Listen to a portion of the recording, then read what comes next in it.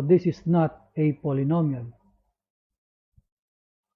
So another case, a variable cannot appear within a radical, or we can say that as a radicand. So this example here, the square root of y minus 6. So there is a variable y in the radicand, or I can say that there is a variable inside the radical symbol. So this is not a polynomial. Here is an example of a polynomial. See here, the square root of 3 as a coefficient of x. See the radical, it is only for the number 3 and not the x. So there is no variable inside the radical symbol. Plus the fraction 5x over square root of 7. So in this term there is a fraction, but there is no variable in the denominator. So still this is a valid form of a polynomial. And then plus the whole number 1. This expression here is a polynomial. Let's go to term. As defined, each member of a polynomial is called term. I have here an example of a polynomial with 3 terms. So this is x squared minus 4xy plus 2y squared. So we may say that the first term is x squared, the second term is negative 4xy, and the third term is 2y squared.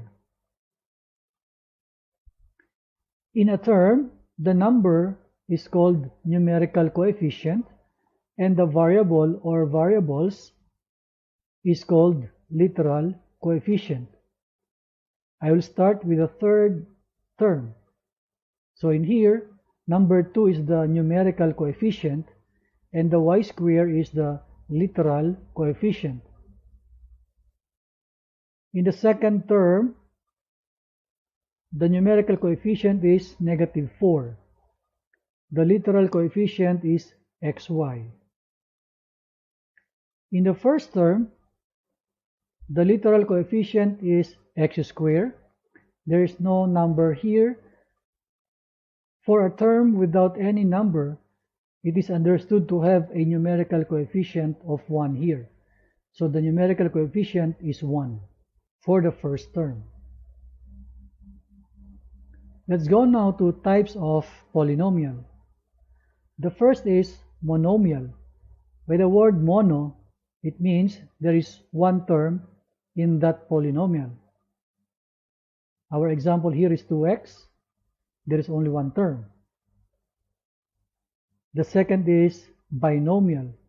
By the word bi, it denotes 2 terms.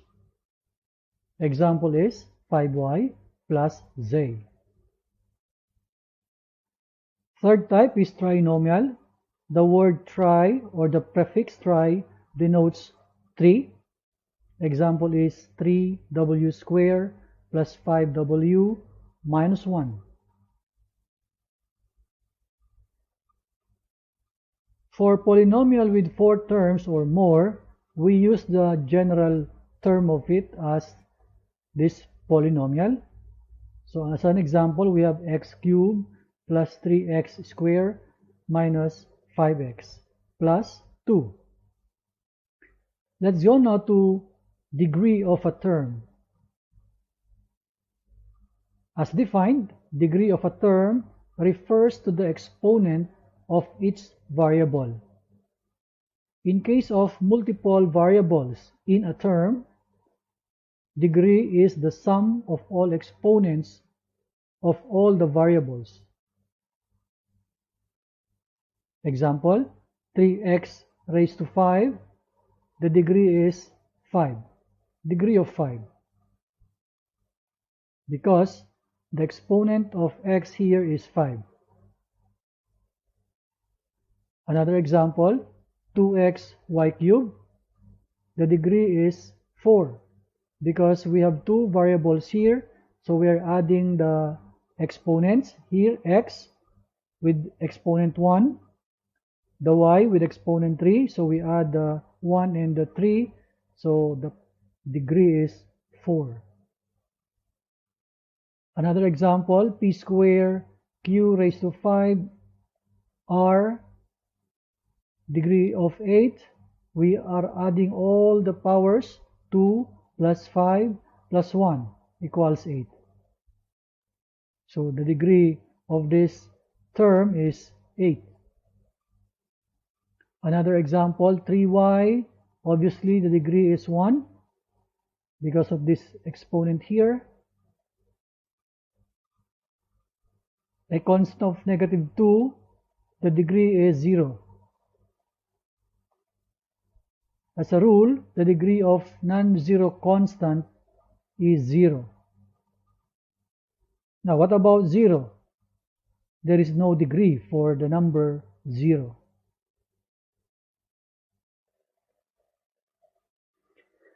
Let's go now to the degree of a polynomial.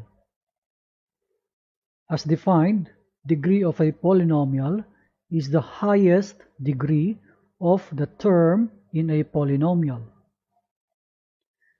Let's have one example, 3w squared plus 5w minus 1. Let us identify the degree of each term. In the first term, the degree is 2. Second term, the degree is 1. The third term, the degree is 0. So the degree is 2 because the highest degree is 2, and that is in the first term. Let's have the second example, 10x cubed plus 3x squared y squared minus 5xy plus 2y cubed. Let us identify the degree of each term. In the first term, the degree is 3. In the second term, the degree is 4. Third term, degree is 2. Fourth term, the degree is 3. So the highest is in the second, and that is degree of 4. So the degree of this polynomial is 4. Third example, x raised to 7 plus x squared y squared minus xy plus y raised to 8. Let us identify the degree of each term. In the first term, degree is 7. Second term, the degree is 4. Third term, the degree is 2. The fourth term, degree is 8. So our highest is 8, which is in the fourth term. So it means the degree of this polynomial is 8.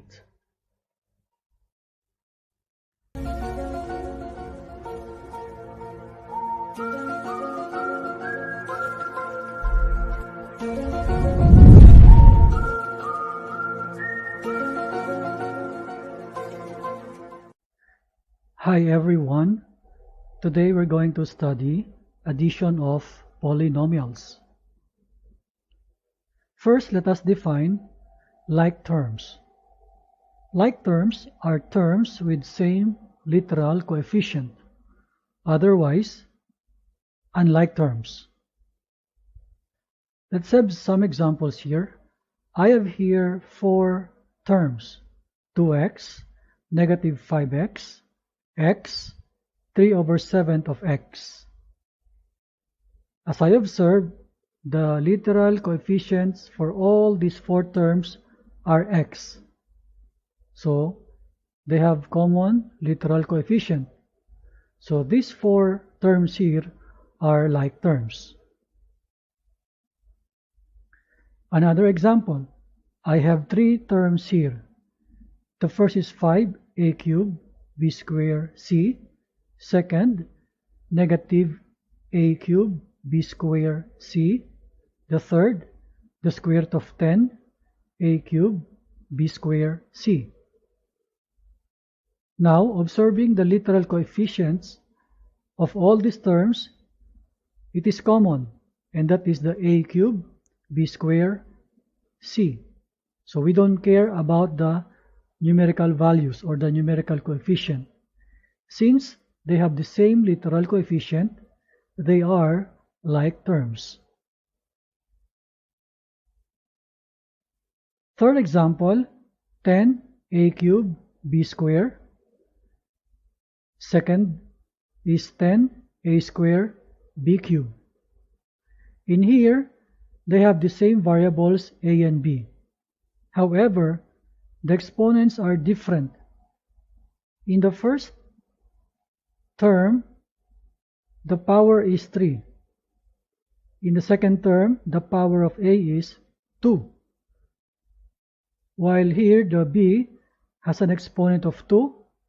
In here, the exponent of b is 3. So they have different literal coefficient. So when we say the same literal coefficient, even the powers must be same. So in this example, for this group of terms, these are unlike terms. Fourth example, I have here two terms, 2a cubed b square c. The second is 5a cubed b square. So in the first term here, I have three variables a, b, c. In the second term, I have only two variables a and b.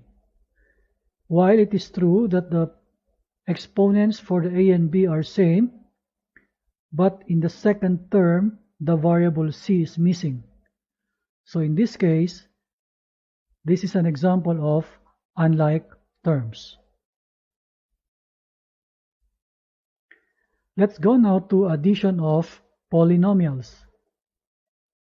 Let's begin with addition of monomials that are like terms. The rule is given to add the numerical coefficients and copy the common literal coefficient. Let's see an example. 3xy plus 2xy plus xy. So we are sure that this group of terms are like. So we can add the numerical coefficients. I collected the 3, the 2, and the 1. The 1 is the coefficient of the xy. And then for the literal coefficient, we simply copy that same and common literal coefficient. So 3 plus 2 plus 1 gives us 6, and the xy, the literal coefficient, is simply affixed.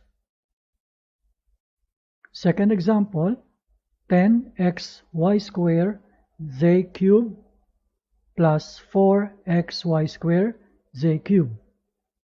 Again, looking at the literal coefficients, we are sure that these two are like terms. So we can now add the numerical coefficient. So the 10 plus 4, and then we copy that common literal coefficient, the xy square z cubed. So the final answer is 14xy square z cubed. Third example, 4xy square plus 2x square y. Looking at the literal coefficients, it seems there is a problem here. In here, x, y are there, but the coefficients as compared with the second literal coefficients are not same. Here is x with exponent 1. Here there is an x with exponent 2. For the y, here is exponent 2. Here is with exponent 1. So we can see here that we can conclude that these two terms are dissimilar. And it says dissimilar terms cannot be combined. So when we are required to put the answer here, we simply copy that same problem. So our answer here is, I simply copied the 4xy square plus 2x squared y. Let's go now to the addition of polynomials. The rule says combine like terms. Example 1. Simplify. There is a group of polynomial here, 6x squared plus 2x plus 3, plus the second group, 4x squared plus 5x minus 1. So the rule says let us combine like terms. So the 6x squared is combined to the 4x squared. We will get this 10x squared. Next is the 2x and another 5x on the other group. We can put them together. So we add the numerical coefficients. 2 plus 5 gives us 7. And we copy the x. And for the constants, here is 3. In the second group, there is negative 1. So 3 combined to the negative 1 will have the positive 2. So the final answer is 10x squared plus 7x plus 2. Let's see second example. Sometimes problem will come to you like this. Find the sum of the polynomial 2x squared minus 3x plus 5 and the polynomial 5x squared plus 4. We can rewrite this problem like this. Put a grouping symbol to the first group, list here, and then put a plus sign. Then take the second group, put a grouping symbol, and place it next to the first group. And then we will go now to combining like terms.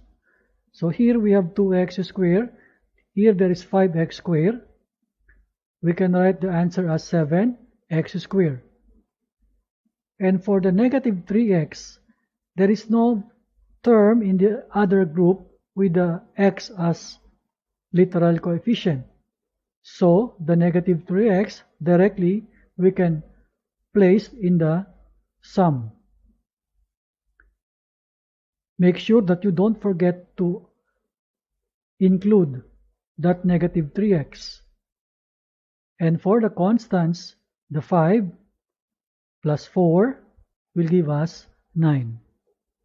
So the final answer is 7x squared minus 3x plus 9. Example 3.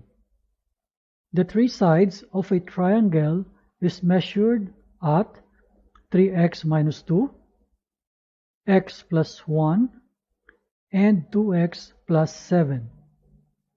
Find the perimeter of the triangle. First, we should know that perimeter is the sum of all sides. So we're going to add the sides of the triangle. So P, that stands for perimeter. So I collected the 3x minus 2, that is the first side, x plus 1, that is the second side, the 2x plus 7, that is the third side. And then we simply collect the like terms, the 3x, the x, and the 2x. We combine them together, we'll get the 6x, and the constants negative 2, the positive 1, the positive 7. We will get a positive 6. So 6x plus 6. This is our final answer. This is the perimeter of the triangle.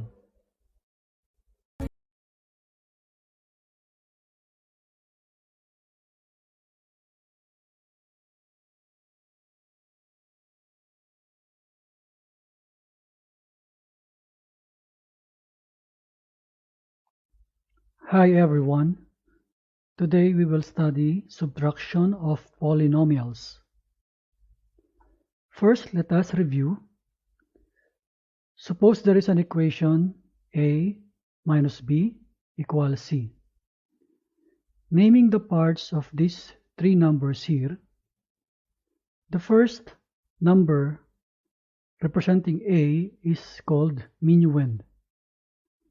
The second number B is called the subtrahend, and the result of this subtraction is called difference. Now let us go to subtraction of polynomials, starting with the first part, subtraction of monomials of like terms, meaning these are terms with the same literal coefficient.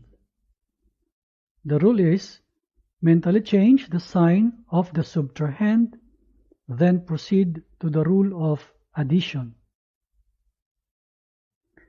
To illustrate, suppose we have A minus B. What we will do, in here the B is positive, we will put the minus sign with a B, and then the operation becomes addition here.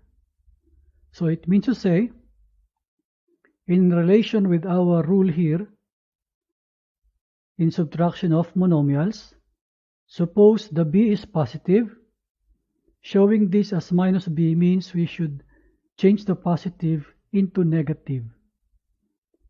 On the other hand, if your B is negative, we're going to change the negative into positive. And then we will use the rule of addition to combine the A and this B with a new sign. And we will get this variable C, or the difference of C. So let's have an example 1, 5x minus 3x. So for the 5x, that is the minuend, we simply copy that here. Look at the 3x here, this is our subtrahend. So the 3x becomes negative 3x, and the minus sign becomes plus. And then we will apply the rule of addition.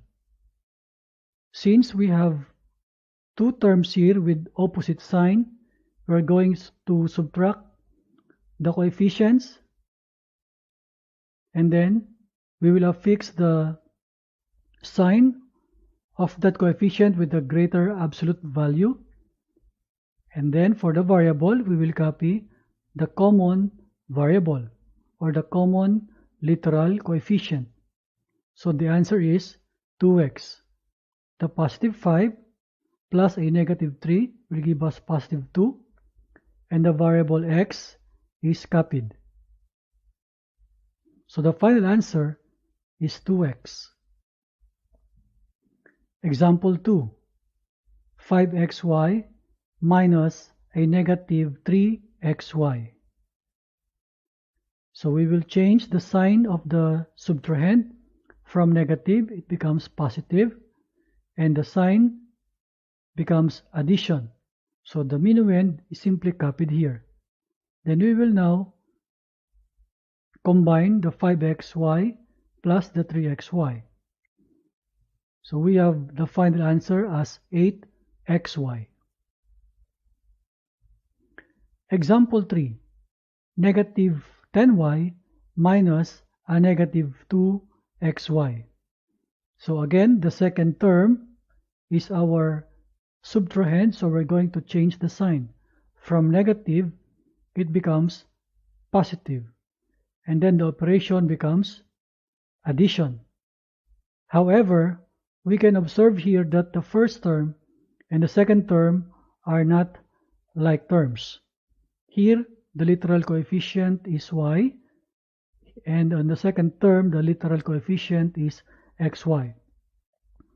So, as a rule, unlike terms cannot be combined. So for our final answer, we will simply copy all these terms. So negative 10y is here now, and then plus the 2xy. So final answer is negative 10y plus 2xy. Let's go now to subtraction of polynomials. The rule is we change the sign of all terms of the subtrahend, then add like terms. Let's see one example. perform the operation. We have two polynomials here. 4x squared minus 2x minus 7 is our first polynomial, minus the second polynomial, x squared plus 5x minus 3. So the second group is our subtrahend. We're going to remove the grouping symbol for all these two groups. And then for the second group, we're going to change the sign. So the first three terms here are the terms of our first polynomial. Then the second polynomial, we will change the sign of all the terms. The x squared here is positive. In here it becomes negative. The 5x is positive. Here it becomes negative. The negative 3 becomes positive 3. And then we will combine like terms, or we will add like terms. We have here 4x squared. There is a negative x squared here, so we can combine these two. We have 3x squared, and then the negative 2x. There is a negative 5x here. We will combine these two. We will get the negative 7x. And for the constants, negative 7, and there is a positive 3. So it is negative 4. So our final answer is 3x squared minus 7x minus 4. Let's have another example. Subtract 5x squared plus x minus 4 from the 4x squared minus 6x plus 7. So there is a little analysis of the position of the polynomials here. We know that we are putting a minus b in a normal operation of subtraction. But based on the manner of the problem is written, the second polynomial here is considered to be the a, and this first polynomial here is our b. So it means to say we're going to put the second polynomial first. That will be our minuend, followed by our subtrahend. And then, as a rule, we're going to remove the grouping symbol, but we will change the sign of all the terms of the second polynomial. See here, the 4x squared minus 6x plus 7 are simply copied here without the grouping symbol. Then for the second polynomial, the 5x squared is positive here, it becomes negative. The plus x becomes negative x, the negative 4 becomes positive 4. And from here, we will combine similar terms. The 4x squared and the negative 5x squared, we can add together. We will get the negative x squared, negative 6x and negative x with both negatives. We will combine them. It becomes negative 7x. And for our constants, the 7 and the 4 becomes 11. So the final answer is negative x squared minus 7x plus 11. Let's have example 3. 2x cubed minus 5x plus 1 minus the quantity 3x squared minus 5x minus 6. So we will follow our rule. The second polynomial is our subtrahend. We will change the sign of all the terms of our subtrahend. So 2x cubed is here minus 5x plus 1. And then the 3x squared becomes negative 3x squared. The negative 5x becomes positive 5x. The negative 6 becomes positive 6. And then we will collect and combine like terms. The highest power here is the cube. So it seems there is no other variable with cube. So only this one, the 2x cubed. We will simply copy this. And for the followed by this negative 3x squared. There's no other term with a variable x squared. So we will put this negative 3x squared in the final answer also. For the negative 5x, and there is a positive 5x here, it is cancelled. Then for the constants, it is 1 plus 6. It becomes 7. So our final answer is 2x cubed minus 3x squared plus 7. Thank you for watching. See you again next time.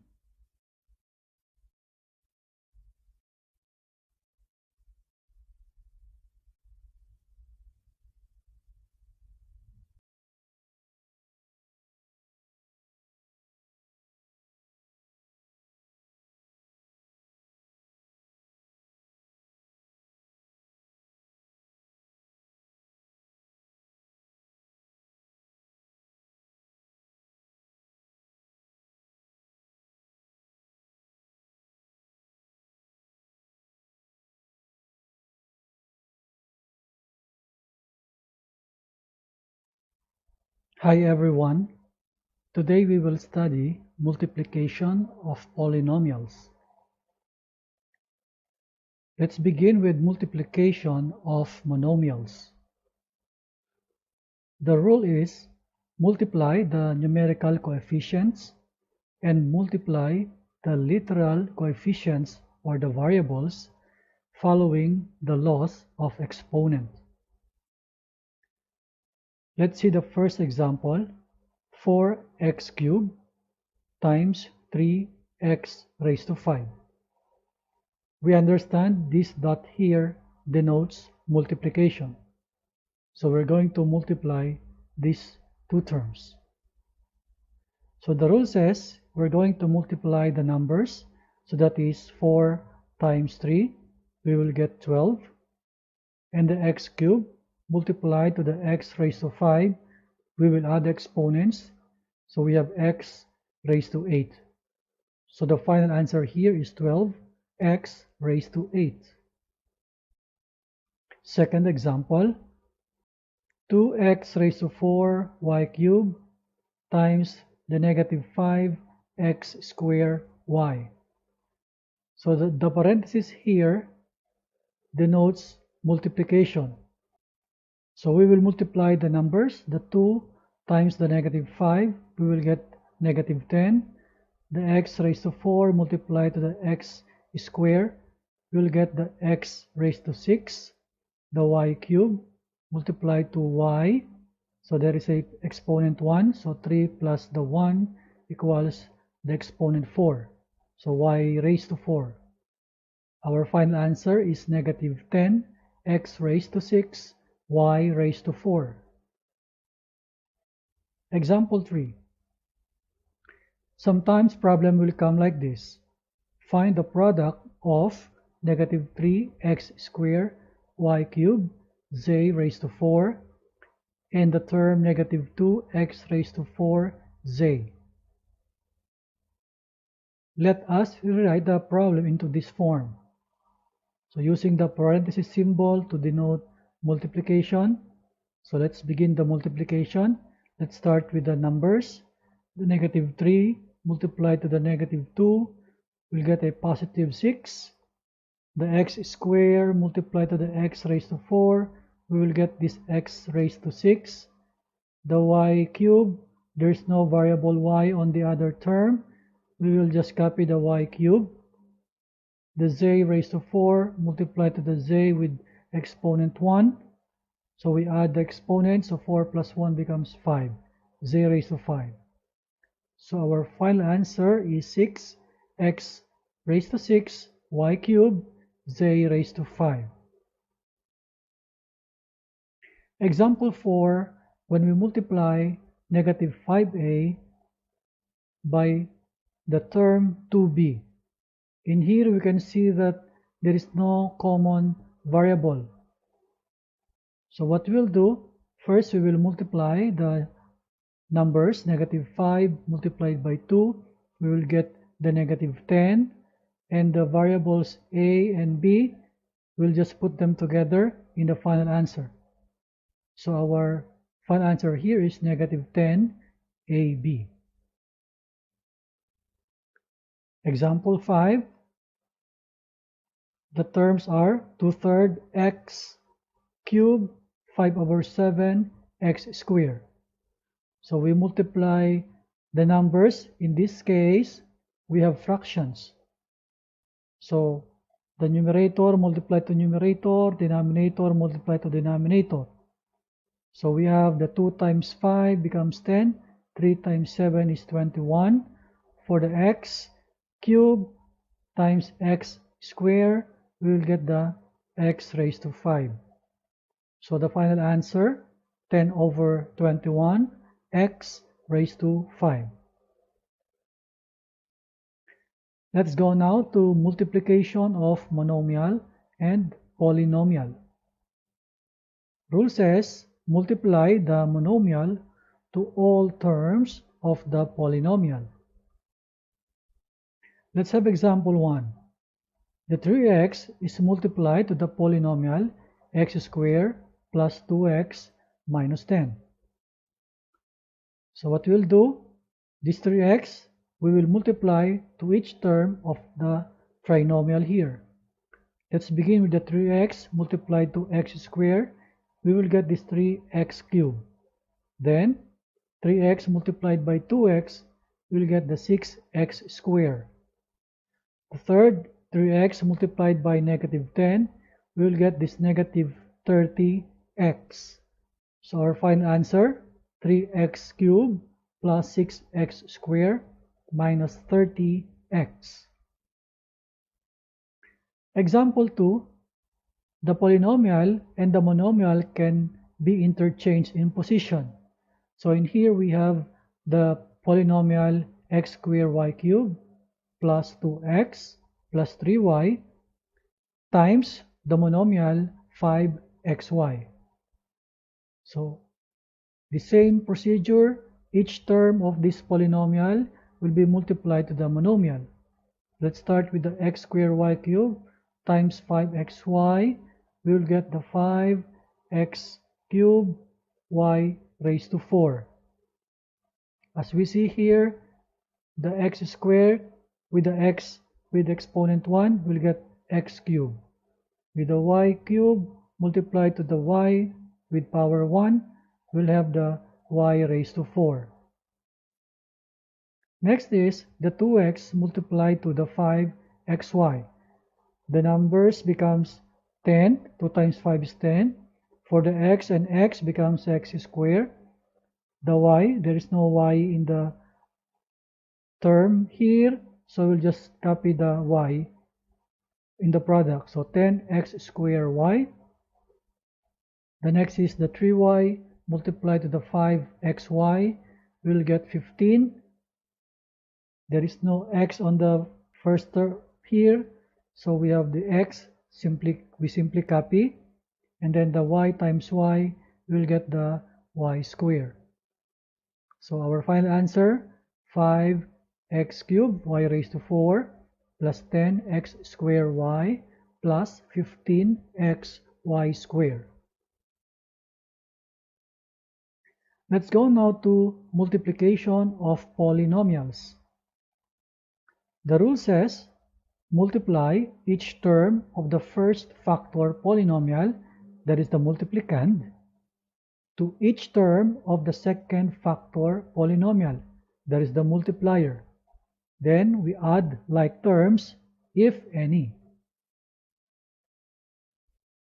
Example 1, 3x plus 5 multiplied by 2x minus 1.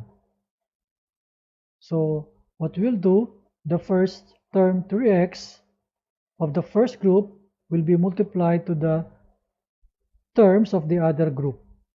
So the 3x is multiplied to 2x, we'll get the 6x squared. 3x multiplied by negative 1, we'll get the negative 3x. The next is the 5, the second term of the first group, we will multiply to all terms of the second group. So 5 times 2x you will get the 10x, and 5 times negative 1, we will get the negative 5. And then we will see if there is a like terms. As we see here, the negative 3x and the 10x are like terms, so we can add them. So the negative 3x plus 10x becomes positive 7x, and then the final answer is this 6x squared plus 7x minus 5.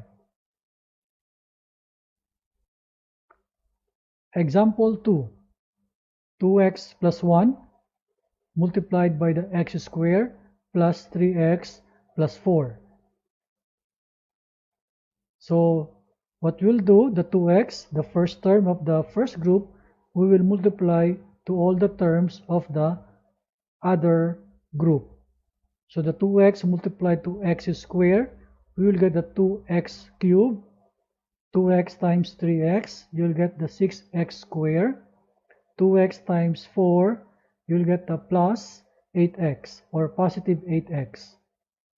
The next is this one here, we will multiply also to all the terms of the other group. So 1 times x squared, we will get the x squared. 1 times the positive 3x, here is positive 3x, and 1 times the positive 4, we will get here plus 4. And then we will observe for some like terms. As we see here, the 6x squared and the x squared are like terms. Also, the 8x and the 3x are all like terms. So we can combine those like terms. So the 6x squared and the x squared, both positive, becomes 7x squared. The 8x and the 3x, also both positive, is equal to 11x. So we just bring down the 2x cubed, we bring down the constant 4.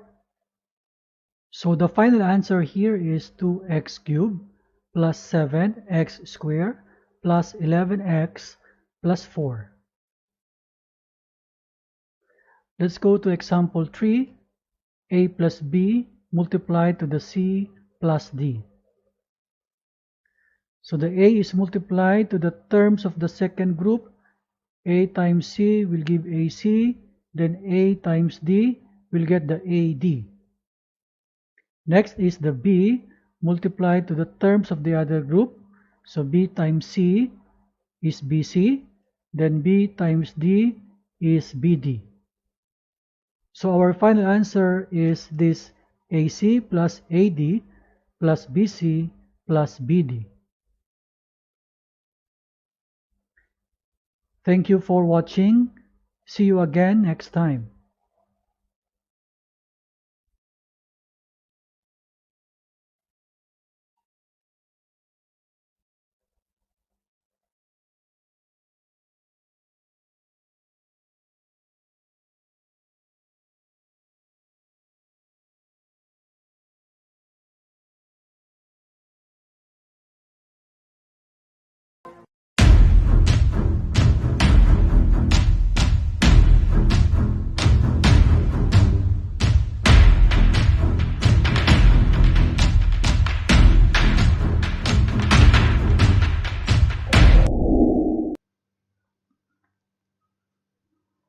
Hi everyone.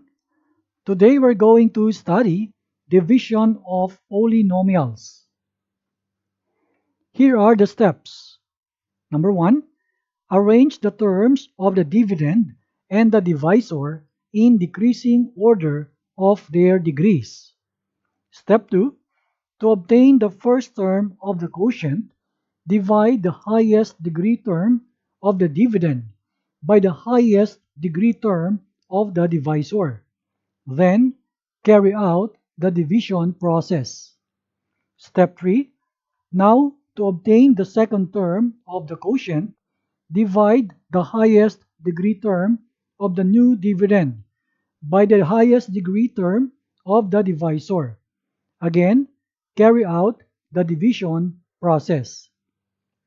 Step 4. Stop the process when the degree of remainder is less than the degree of the divisor.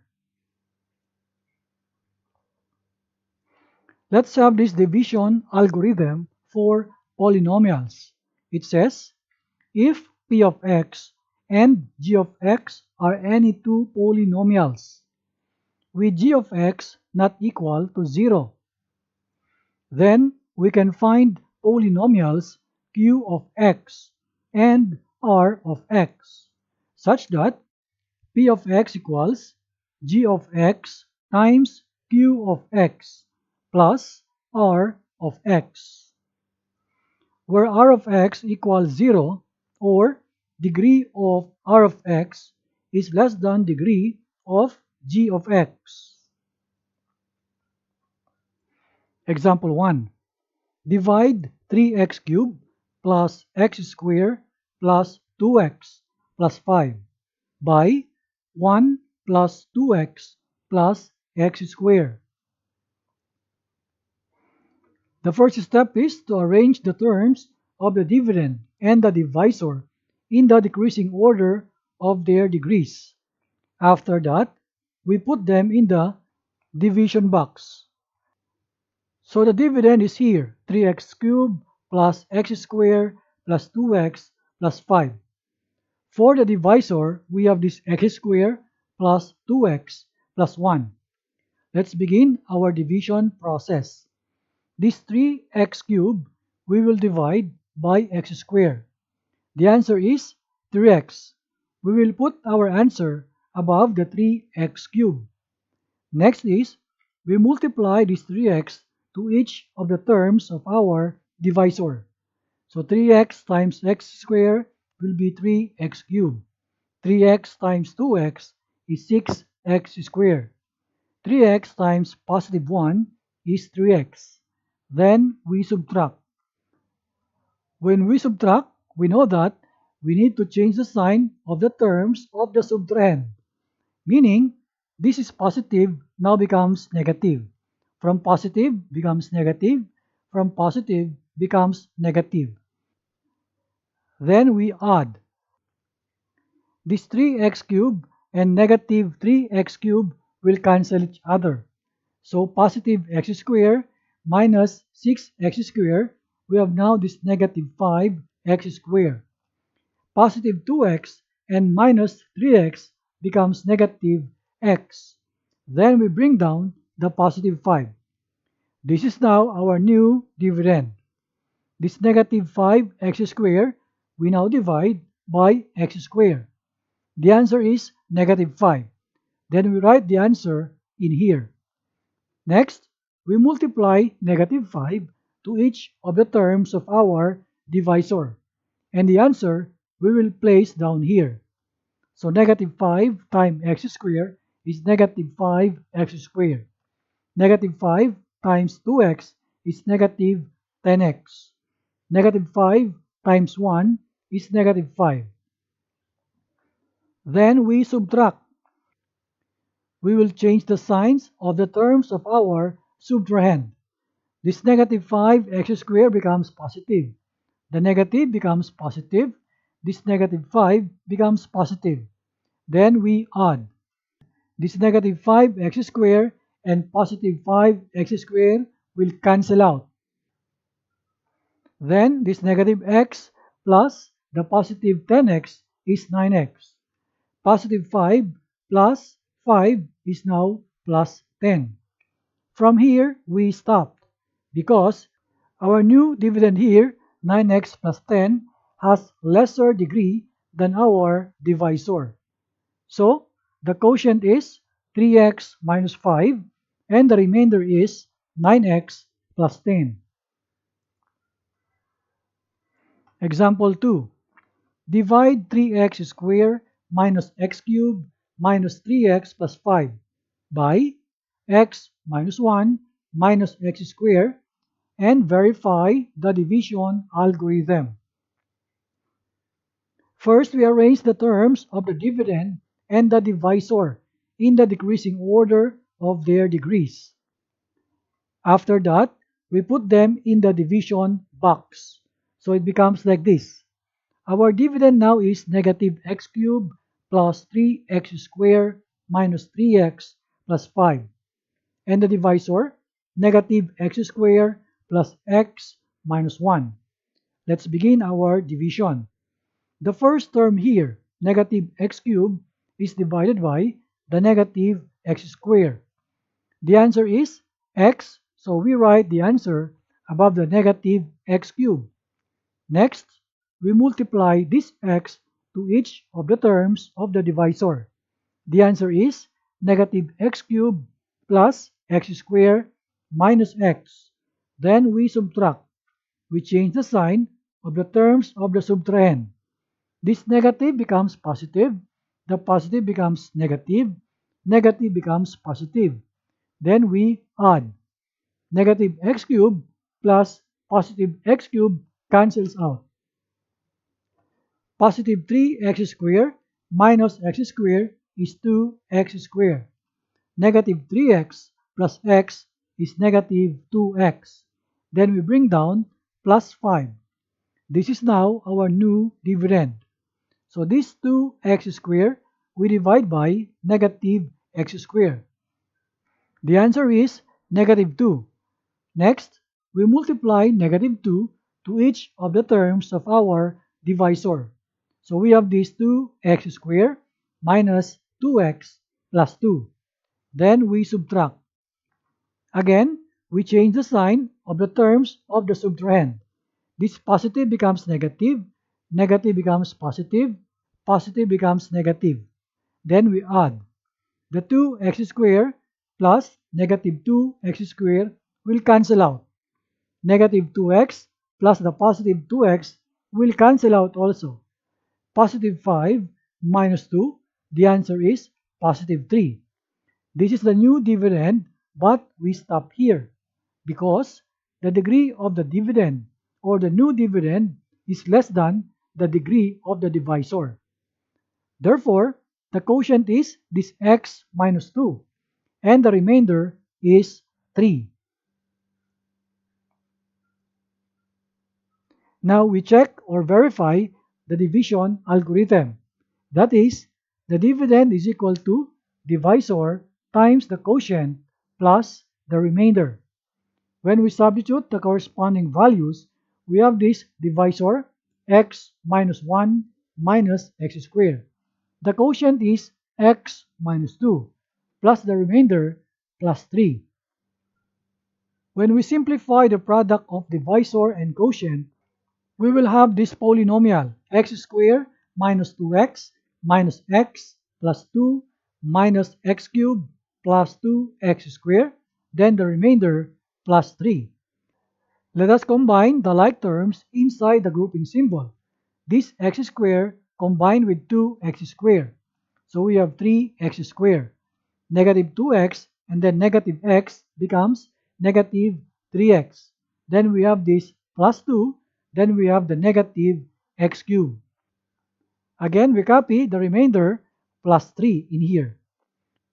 Let us now remove the grouping symbol here and combine the constant 2 with the remainder. We will have this 3x squared minus x cubed minus 3x plus 5. And this polynomial is equal to our dividend.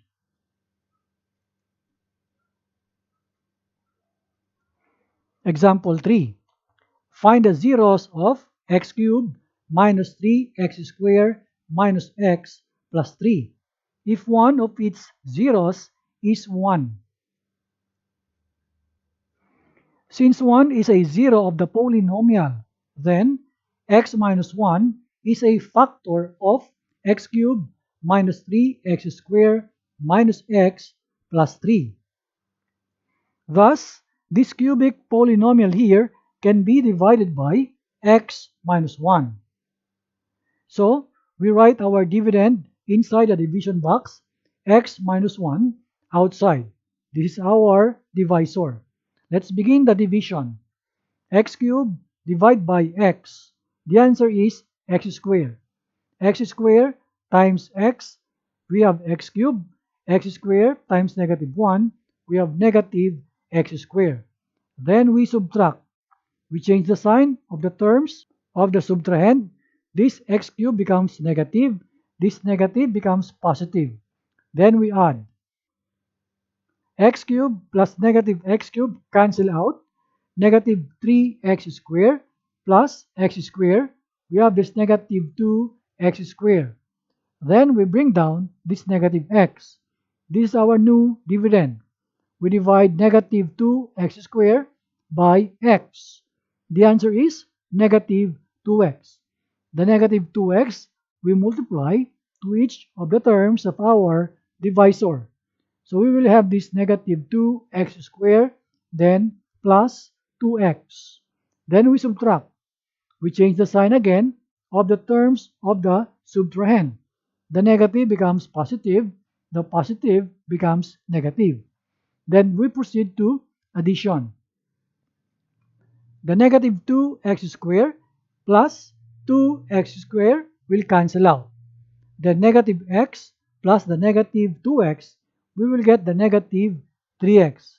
Then we bring down the plus 3. Now we divide negative 3x by x. The answer is negative 3. Then we multiply negative 3 to each of the terms of the divisor. We write the answer down here.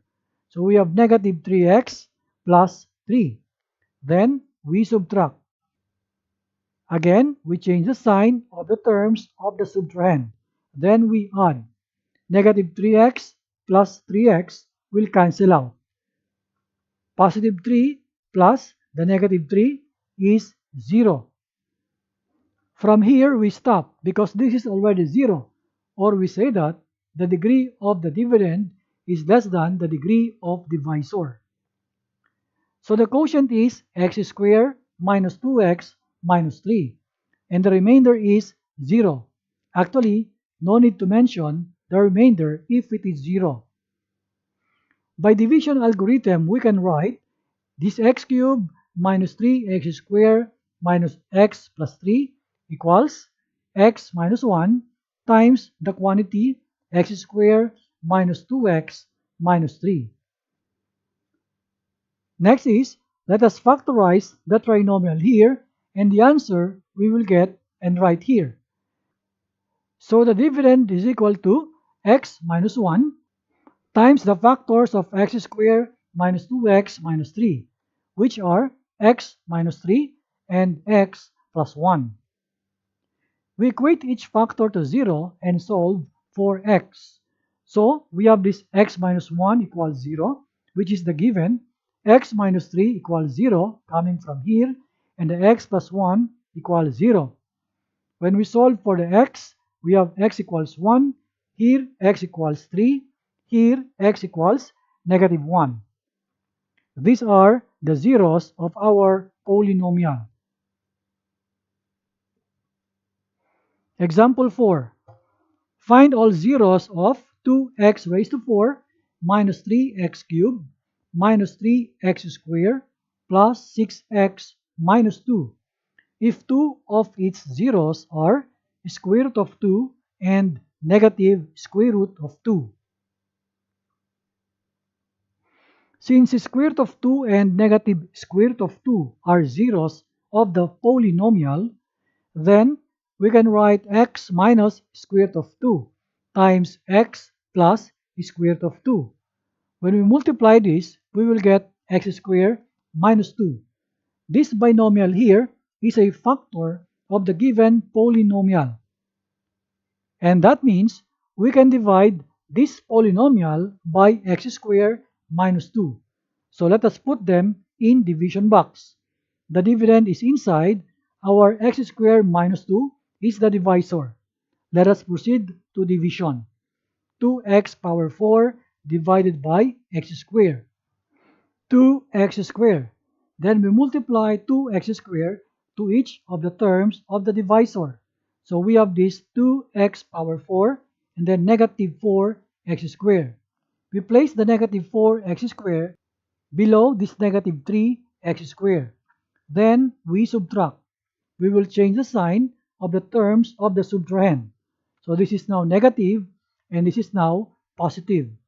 The 2x power 4 plus negative 2x power 4 will cancel out. Then we combine this negative 3x squared plus the positive 4x squared. We will have x squared. Then we bring down the negative 3x cubed, also the 6x minus 2. This is now the new dividend. This negative 3x cubed divided by x squared. The answer is negative 3x. This negative 3x we multiply to each of the terms of the divisor. The answer is negative 3x cubed and positive 6x. Let us subtract. Let us change the sign of the terms of the subtrahend. This negative becomes positive, the positive becomes negative. Then we add negative 3x cubed plus 3x cubed, cancel. Positive 6x plus negative 6x also cancel out. Now we bring down x squared and the negative 2. We divide x squared by x squared. The answer is plus 1. This 1 we multiply to each of the terms of our divisor. The answer is x squared minus 2. When we subtract, the answer will be 0. From here we stop because the remainder is 0, or we say that the degree of remainder is less than degree of divisor. So by division algorithm, we can write the dividend is equal to the x squared minus 2, this is the divisor, times our quotient 2x squared minus 3x plus 1. The remainder, no need to write. The next step here, we need to factorize this trinomial, the 2x squared minus 3x plus 1. When we factorize, first we write it here. We're going to split the middle term into two terms in such a way that the product must be 2x squared. We got this value when we multiply this 2x squared by the constant 1. So we write it like this: 2x squared minus 2x minus x plus 1. The negative 3x is split into negative 2x and negative x. When we multiply negative 2x by negative x, the answer is positive 2x squared. Then we group the first two terms here and the last two terms. In the first two terms, there is a common factor, and that common is 2x. When we factor it out, what remains in the first group is x minus 1. In the second group, the common is the negative sign. When we pull it out, what remains in the second group is the x minus 1. On this line, we have now two big groups, and we can observe that there is a common binomial. We can put that common outside. So it becomes like this. The x minus 1, which is the common, is factored out. Then what remains here is the 2x, and in here, minus 1. So these are the factors of our trinomial here. Then we write again our division algorithm. The given polynomial or the dividend is now equal to like this. We show now this x minus square root of 2 and the x plus square root of 2 representing the x squared minus 2. Then we write this x minus 1, also the 2x minus 1. We equate each factor to 0 and solve for x. Therefore, we will have like this. This x equals square root of 2 coming from this. The x equals negative square root of 2 coming from this. Actually, these are the given here. Now, for x minus 1, it becomes x equals 1. The x equals 1/2 comes from 2x minus 1. These are the zeros of the polynomial.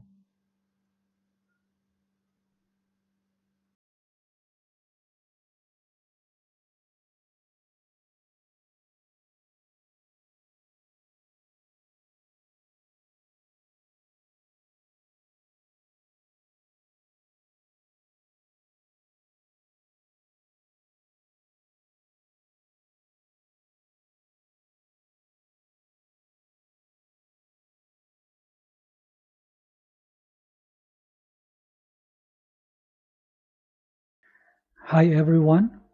Today we will study special products and we will discuss the sum and difference of two terms. And another form of special product is the square of binomial. First, let us define special products. Special products are simply special cases of multiplying certain types of polynomials together. Let's begin with our first special product, and that is the sum and difference of two terms. And the pattern is like this. We have x plus y multiplied by the x minus y. So the x, or the first term of the first group, is the same with the first term of the second group. The second term of the first group is the same with the second term of the second group. The only difference here is the sign. This is plus, the other is minus. Or sometimes we can put the minus sign here and the plus sign on the second group. So according to the rule, the answer here is the first term, that is x, we will put a square and then minus, and that is always minus. The second term, y, will be squared. Let's have a quick multiplication for this x plus y times x minus y. So we have to multiply x by x, we will get the x squared. We multiply x by the negative y, we will get this negative xy. The y multiplied to x, we will get the yx, or we can put xy to show that the similarity with the other term here. So we'll put xy, and y multiplied by negative y, we will get the negative y squared. Then we can see that we can cancel the negative xy and the positive xy here. So copying the remaining terms, x squared and then minus y squared. And we can see that this product is the same with our formula here. So now we are ready to take some examples. Example 1, x plus 5 multiplied by x minus 5. So we will use our formula. We will take the first term x and then we will square that. Then minus, we will get the second term 5 and we will square that. And then we will just simplify each term to be x squared minus 25. So this is our final answer. Let's have example 2, 2x minus 10 times 2x plus 10. So this time the negative sign comes first and the plus sign is in the second polynomial. So the same idea, we can use this formula. So what we'll do, the 2x, that is the first term, we will put it here and square that. And then minus the 10, the second term, put it here and then square that. And we will simplify each term. So the 2x all raised to 2 becomes 4x squared. Then minus the 10 squared is 100. So this is our final answer. Example 3, 4x plus 7y squared multiplied by 4x minus 7y squared. The first term 4x is squared, then minus the 7y squared is again squared. So we simplify 4x all raised to 2, it becomes 16x squared, and then minus the 7y squared is raised to 2, so it becomes 49y raised to 4. So this is our final answer. Let's go now to the square of binomial. And this is of the form, the first part is x plus y raised to 2. So this is the sum of two terms and raised to 2. In the book, we write the answer it to be x squared plus 2xy plus y squared. It means to say, if we're going to square a binomial or the sum of two terms, we expect three terms in the final answer. So let us examine one by one. The first term here is simply the square of this x. So you see here it is x squared. The middle term, the constant 2 will always be there. And then the xy here is actually the product of these two terms, x times y. So this is xy. And the y square here is the square of this y, the second term of our binomial. So that is y squared. So again, when we square a binomial, the answer will be three terms, and this answer is x squared plus 2xy plus y squared. So let's have a quick multiplication of this x plus y all raised to 2, this square of binomial here. So what we'll do, first, we are going to expand the exponent. The power 2 simply means we have x plus y times x plus y. And then we will do the long method of multiplication. One by one, we will multiply the x with the x. We will get x squared. X multiplied by y, we will get the xy. And then the y multiplied to x, we will get the yx, or we can write it also as xy. And the y multiplied by y, we will get the y squared. There are like terms that we can combine. xy, another xy, we'll put 2xy. So the final answer, x squared plus 2xy plus y squared.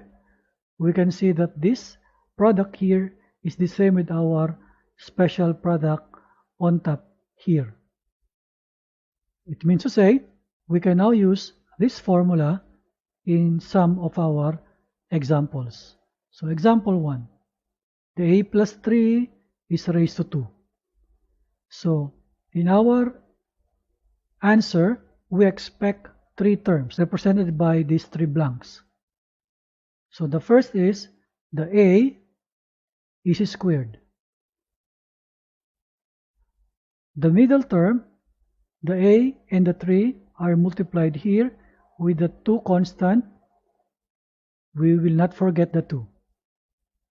And that is for the middle term. And the last blank is for the 3 to be squared here. And then we will simplify each term. So the a raised to 2 becomes a squared. The middle term, 2 times a times 3 becomes 6a. And the 3 squared is 9. So the final answer is a squared plus 6a plus 9. Example 2, 5x plus 2y all raised to 2.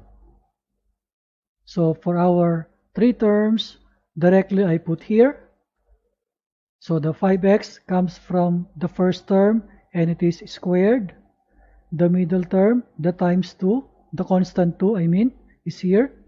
And then I copy the two terms, the 5x and the 2y are here. And the last term will be the 2y must be squared. And then simplify each term. So the 5x power 2 becomes 25x squared. The middle term, 2 times 5 is 10, times 2 is 20. And the xy will just include. So the middle term is 20xy. Plus the last term, the 2y is squared. It's now equal to 4y squared. Let's go to the second part of the square of binomial when we have a difference of two terms and it is squared. So x minus y all raised to 2. In the books, we will see that the answer is x squared minus 2xy plus y squared. Actually, we have the same idea with our first part. If you look at the first term here, the x squared, it comes from the first term of the binomial that is squared. So this is from x becomes x squared. If you look at the middle term, we simply multiply by 2 and then times the product of these two terms here. So x multiplied by negative y, you will get a negative sign. That's why you see here there is a negative sign. So negative 2xy in the middle term. And the y square actually comes when we square a negative y. Of course, we know that negative times negative will be positive. That's why here it is positive y squared. So these are the three terms when we square a binomial like this, the difference of two terms. So let us have a quick multiplication to verify our product here.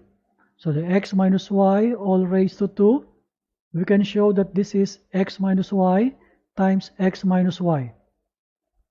Then we will do the long method of multiplication. We distribute one term to the other terms. So you see here x times x will give us x squared. X times negative y is negative xy. Then the negative y times x can be written as negative xy also. Negative y times negative y is positive y squared. You see here the middle terms, they are like terms that we can add together. So we have x squared minus 2xy plus y squared. And that is the same product that we see on this formula on top. So we can now use this formula to solve some products of this pattern. Let's have example 1. 1 minus 2x raised to 5 all raised to 2. So we have the three terms here. The first term is the square of the number 1. In the middle, I put the constant 2. I copied the 1. I copied this 2x raised to 5. Actually, the negative sign is already in front. And the last term is the 2x raised to 5 power 2. There is no issue if you put also the negative sign here. Anyway, because of the square here, later it will just be deleted. Then we simplify each term. 1 squared, we know it is 1. So the middle term minus 2 times 2 is 4, x raised to 5, and then plus 4x raised to 10. So this is our final answer. Let's have example 2. 4x minus 3y all raised to 2. So our three terms, the 4x is squared here in the first term, and then minus. I will put my constant 2. Then I will copy the 4x is here, the 3y is here. And then plus, for the third term, the 3y is squared on the last term. And then we will simplify all the three terms. For the 4x, all raised to 2 becomes 16x squared. The middle term, 2 times 4 is 8 times 3 is 24. And then the xy are included in the middle term. And the last term is 3y all raised to 2 becomes 9y squared. So this is our final answer.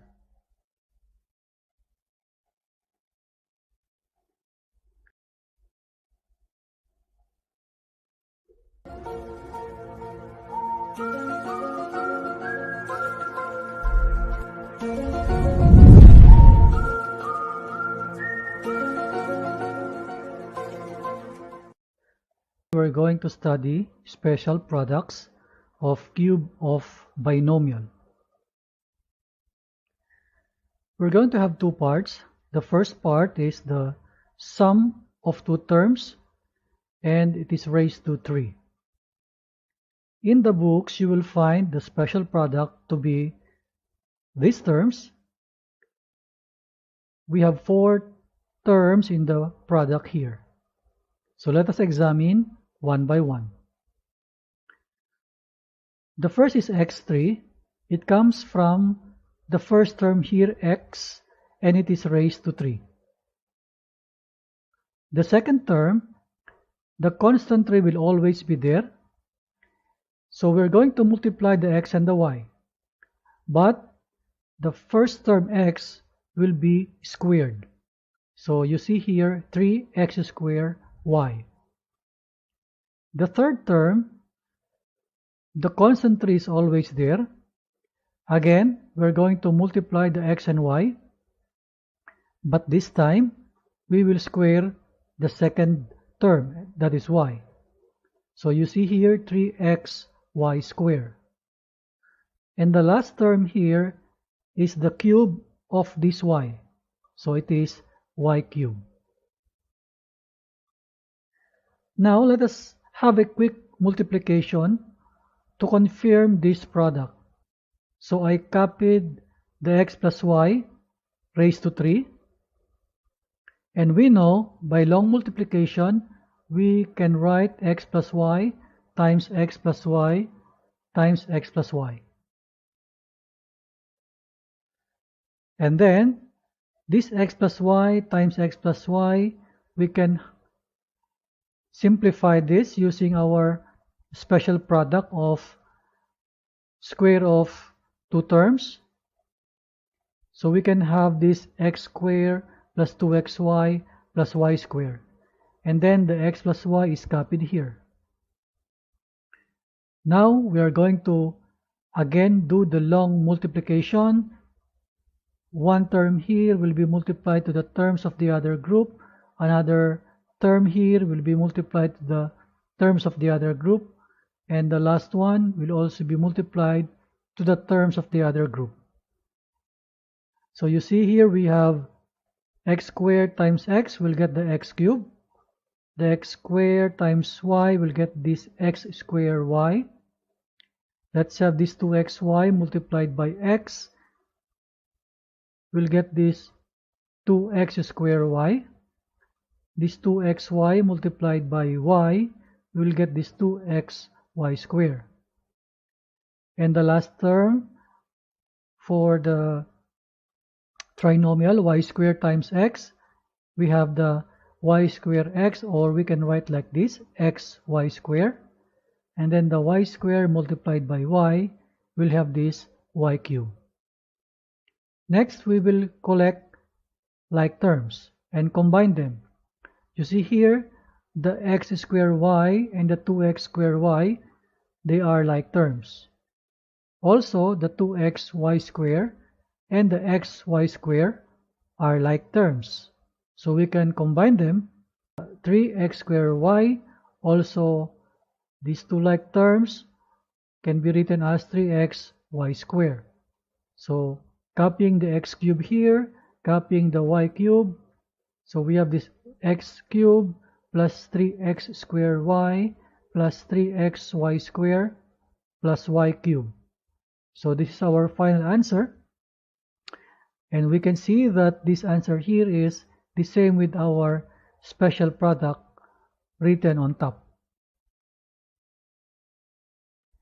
Now we are ready to use this formula to solve problems like this. So let's have example 1.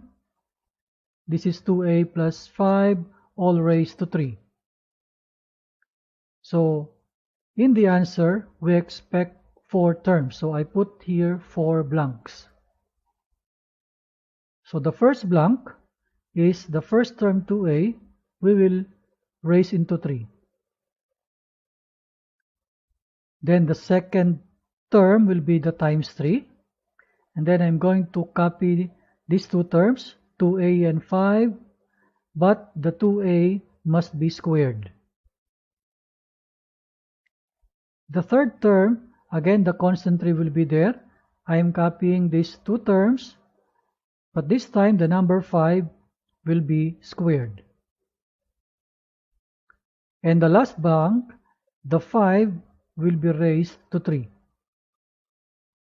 And then we'll just simplify the terms. So this 2a raised to 3 will give us 8a cubed. Let us first simplify the 2a squared. We will get this 4a squared. Also the 5 squared in the third term will give us 25. We can simplify the 5 cubed. It will give us the 125.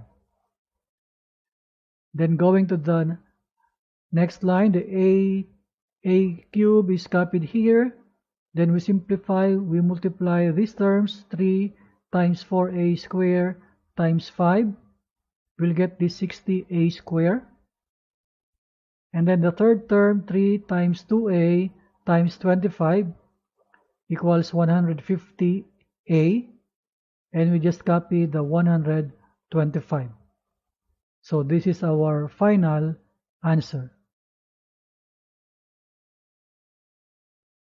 Let's go to example 2. X squared plus 2y all raised to 3. So I'm going to write the 4 blanks to represent the 4 terms. In the first blank is the first term, the x squared must be raised to 3. In the second blank, there must be the constant 3. Then I'm going to copy the 2 terms, but the first term must be squared. In the third blank, again I'm going to put the constant 3, and then I'm going to copy the 2 terms here, but the second term, the 2y, must be squared. And for the last blank, the 2y must be raised to 3. And then we're going to simplify each term. For this x squared all raised to 3 will give us the x raised to 6. Now in the second term, let us first simplify the x squared and then squared. It will give us the x to the 4th. So on the third term, the 2y raised to 2 will be simplified into 4y squared. The last term, 2y raised to 3, can be simplified into 8y cubed. Now going to the next line, we will simplify further the second and the third terms respectively. So we'll just copy the x raised to 6 down here. And for the second term, we're going to multiply 3 times x raised to 4 times 2y. It will give us the 6x raised to 4y. And then for the third term, we multiply 3 times x squared times 4y squared. It will give the 12x squared y squared. And the 8y cubed, we will simply copy here. So our final answer, x raised to 6 plus 6x raised to 4y plus 12x squared y squared plus 8y cubed. Let's go now to the second part. So this is x minus y all raised to 3. Or we can say this is difference of 2 terms and raised to 3. In the books, you will find these 4 terms to be the special product. So let us examine one by one. The first term is x cubed. It comes from the x here, that is raised to 3. And then minus the constant 3 is here, and then x squared. This is the x that is squared, followed by the y. And then plus another constant 3 will be there, and then the x, that is the first term, and then the y squared. This is the y to be squared in here. And then minus the y is raised to 3 also in the last term. So take note also that in the special product, we have alternating signs from positive to negative to positive and negative. So now we're going to have a quick multiplication to confirm the special product here. So I'm going to write the x minus y down here, raised to 3.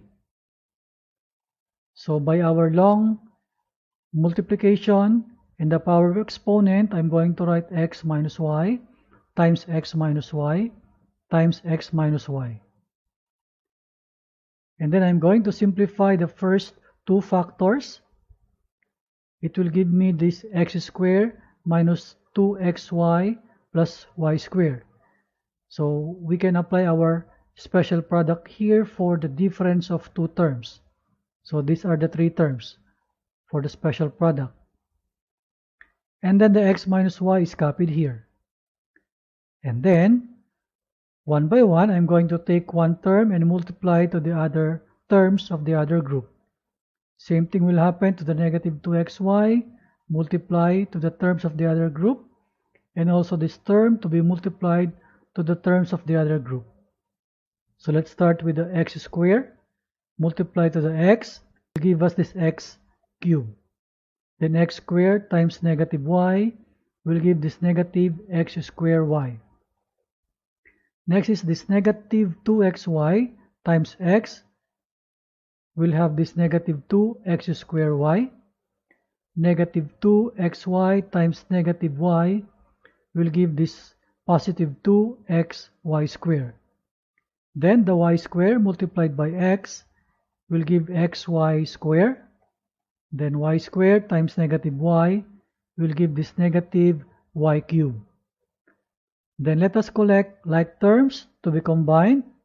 You can see here, these two terms here are like. Also, these two terms are like that we can combine. So x cubed is copied. Then these two terms becomes negative 3x squared y. These two terms becomes 3xy squared. And then the negative y cubed is copied down here. So when we compare, the product here is the same with our special product written on top. There's also one idea here that this rule follows the x plus y raised to 3. Suppose we are discussing this rule. Let's have this example to be solved. So now I'm going to write the 4 blanks and then connected by the plus signs. So please follow me. The first blank, I'm going to put the x and then put the power 3. Next blank, I'll put the number 3 constant, and then the x will be squared followed by the negative y. And then plus for the third blank, for the third term, again the constant 3 will be there. I copy the x and also the negative y must be squared. On the last blank, the negative y or the second term of the binomial will be placed here and then raised to 3. Then let us simplify. The first term becomes x cubed. In the second term here, the negative sign of the y will be placed in front. So we can see it becomes negative 3x squared y. In the third term, the negative y is squared, so the negative sign will go away. It becomes positive. That's why in the third term, it becomes plus 3x y squared. In the negative y, all raised to 3, so the negative sign is raised to an odd number. It means the negative sign will stay. So this is negative y cubed. So you can see here again that the product here is the same with our special product written on top. So one conclusion can be made. If we're going to solve a difference of two terms and it is cubed, we can also use the idea of the first special product here, the idea for the x plus y raised to 3. So let us see one example. So the 10 minus 2m all raised to 3. Now I'm going to use the idea of the formula number 1. I'm going to write my 4 blanks and then connected by the plus signs. So the first blank is for the 10 raised to 3. The second blank, I'm going to write my constant 3, and then these two terms I'm going to copy here, but the first term, which is 10, must be squared. In the third blank, the constant 3 must be there. I will copy the 10 and the negative 2m, but this time the second term or the negative 2m must be squared. For the last blank, the negative 2m must be raised to 3. So let us now simplify the terms. The 10 cube becomes 1000. For the 10 square, I will simplify this first, becomes 100. The negative 2m in the third term is raised to 2. So I simplify this into 4m squared. Of course, the negative sign goes away, so it becomes positive. And the last term, the negative 2m raised to 3, becomes negative 8m cubed. And then let us simplify further. I copy the 1000 down here. For the second term, I multiply 3 times 100 times 2m. It gives 600m. Again, that is negative. And then the third term, I copy the plus sign. I multiply 3 times 10 times 4m squared. It gives 120m squared. And then the negative 8m cubed is copied here. So this is our final answer. Let's go to example number 2. 5p minus r squared all raised to 3. Again, I'm going to write my 4 blanks, representing my 4 terms. The first blank, I'm going to copy the 5p and then raise to 3. In the second blank, the constant 3 must be there, and I'm going to copy these two terms, but the first term 5p must be squared. In the third blank, the constant 3 is there, and then I copy the two terms again, but now the second term negative r squared is now squared. And the last blank, the negative r squared is raised to 3. Now let us simplify. The 5p raised to 3 equals 125p cubed. Now in here the negative sign is placed in front. Then let us simplify this 5p squared. It becomes 25p squared. And then on the third term, we simplify this negative r squared and then squared. It becomes r raised to 4. The negative sign goes away.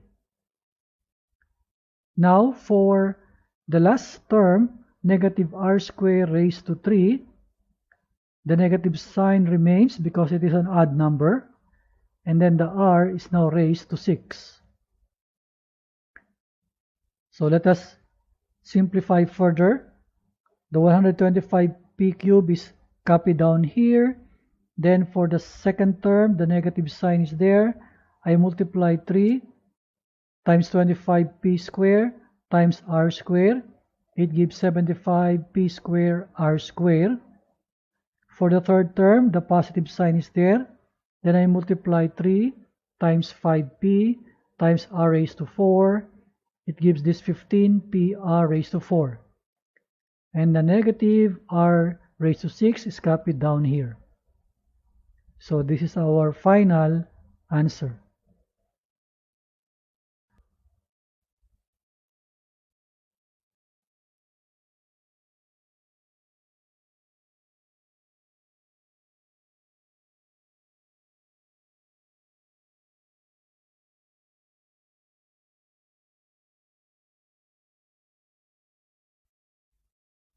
We're going to study special products of these forms. Two forms will be of this type, and the third special product will be of this form. Let's begin with our first type. In here, we're going to multiply binomial and trinomial of this form. In the book, you will find the special product for this to be a binomial, which is x cubed plus y cubed. So let us examine our factors here. Look at the binomial x plus y. If we look at our product, it is x cubed plus y cubed. It seems like we are simply putting the cube on each term of the binomial here, and we put in the final answer. And the same sign of positive is written in between them. It means to say we can examine our trinomial factor here. Here is x squared. This is the square of the first term of the binomial. The middle term is negative xy. This is the product of these two terms, x and y. But we should write the opposite sign. If we multiply x and y, it will give positive xy. But in here, the sign must be the opposite. Should be negative. So negative xy in the middle term. And the third term of the trinomial is y squared. And that is the square of this y here. So it is y squared. Binomial is x plus y, and the trinomial is x squared minus xy plus y squared. Your special product is simply the x cubed plus y cubed. Now let's have a quick multiplication to confirm the product of this binomial and trinomial using our long method. So I'm going to multiply the x with all the terms of the other group. Then later I will multiply the y with all the terms of this trinomial also. So it will appear like this. X times x squared, we will get the x cubed. Then x multiplied by negative xy, we will get this negative x squared y. Then x times the y squared, we will get this xy squared. Next is for the y term here of the binomial. I'm going to multiply first with the x squared. The answer is x squared y. Next is the y multiplied by negative xy. We will get this negative xy squared. And the y multiplied by y squared, we will get this positive y cubed. And from here, we're going to look for like terms. So this negative x squared y, there is a positive x squared y here. Also, this xy squared, positive, there is another term which is same literal coefficient xy squared, and this is negative. So it means to say we can cancel these terms respectively, and then we will collect the terms that will remain. Obviously, this is x cubed that will come, and also the plus y cubed. So this is our final answer. As you can see, this answer is the same with our special product that is written up here. Now we are ready to use this formula when we encounter multiplication of polynomials of this pattern. Let's have example 1. b plus 3 multiplied by b squared minus 3b plus 9. First, let us analyze each term if pattern is met. So there is no question with the binomial. We will simply check the trinomial part. Okay, so the first term here of the trinomial is b squared. It is simply the square of this b. So the first criterion is checked. The middle term, if I multiply b by 3, I will get positive 3b, but I should write the opposite sign, negative 3b. So the second criterion is checked also. What about the third? The third term is 9. So this 9 is simply the square of the number 3. So the third criterion is checked. So it means to say the pattern is met. In that case, what we will do is we're going to write here two blanks to represent our special product. In the first blank, I will copy the b, I will put in the first blank, and then put the power 3. And then I'll make sure that this is plus. And for the second blank, the 3 will be put on the blank, and then we'll put the power 3 or cube. And then we will simplify. So the b raised to 3 will be b cubed, and then the 3 cube will be 27. So this is our final answer. Let's have example 2.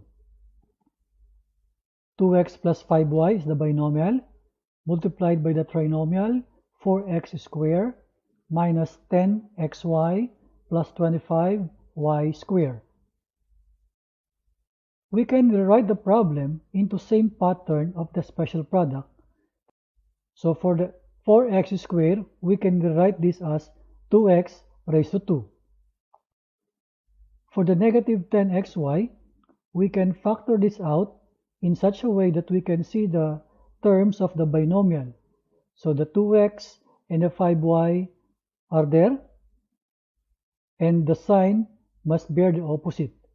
So 2x and the 5y, and then the minus sign is here. And for the third term, the 25y squared, we can write as 5y all raised to 2. So we can say that the pattern is met. So what we'll do now, we'll go to that same problem, and then we'll put the equal sign. We will now put the two blanks to represent the two terms of the special product. Let's begin with the first blank. I will collect the 2x, and I will put the power 3. And then plus. For the second blank, the 5y is copied here, and then power 3. We will simplify further. The 2x raised to 3 is equal to 8x cubed, and the 5y raised to 3 is 125y cubed. So this is our final answer. Let's go now to the second type of special product. We have this binomial x minus y multiplied by the trinomial x squared plus xy plus y squared. In the books, you will find that the special product for this is a binomial which is equal to x cubed minus y cubed. If we look at our binomial here, it seems like we simply take the cube of this x and write here, and for the sign, if this is minus, same negative sign is coming here.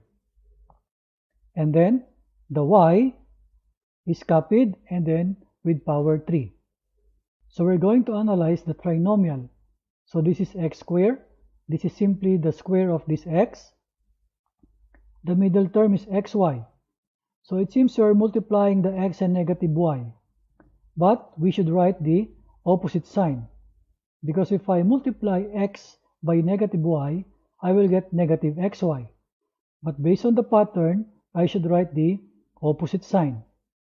So this is plus xy. And the third term of the trinomial is simply the square of this negative y. So negative y is squared, it will give positive y squared.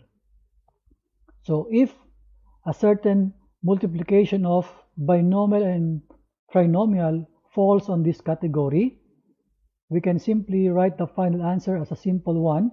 This is x cubed minus y cubed. formula B or special products A and B have similar pattern. Now we are ready to see example 1. So this is AB squared minus 2 is our binomial. In the trinomial, it's written A squared B raised to 4 plus 2AB squared plus 4. And then we can rewrite the problem into same pattern of the special product. For the binomial, we simply copy. Now, for the first term of the trinomial, let us show that this is the square of the first term, AB squared. So this is AB squared, and then the power 2 is outside.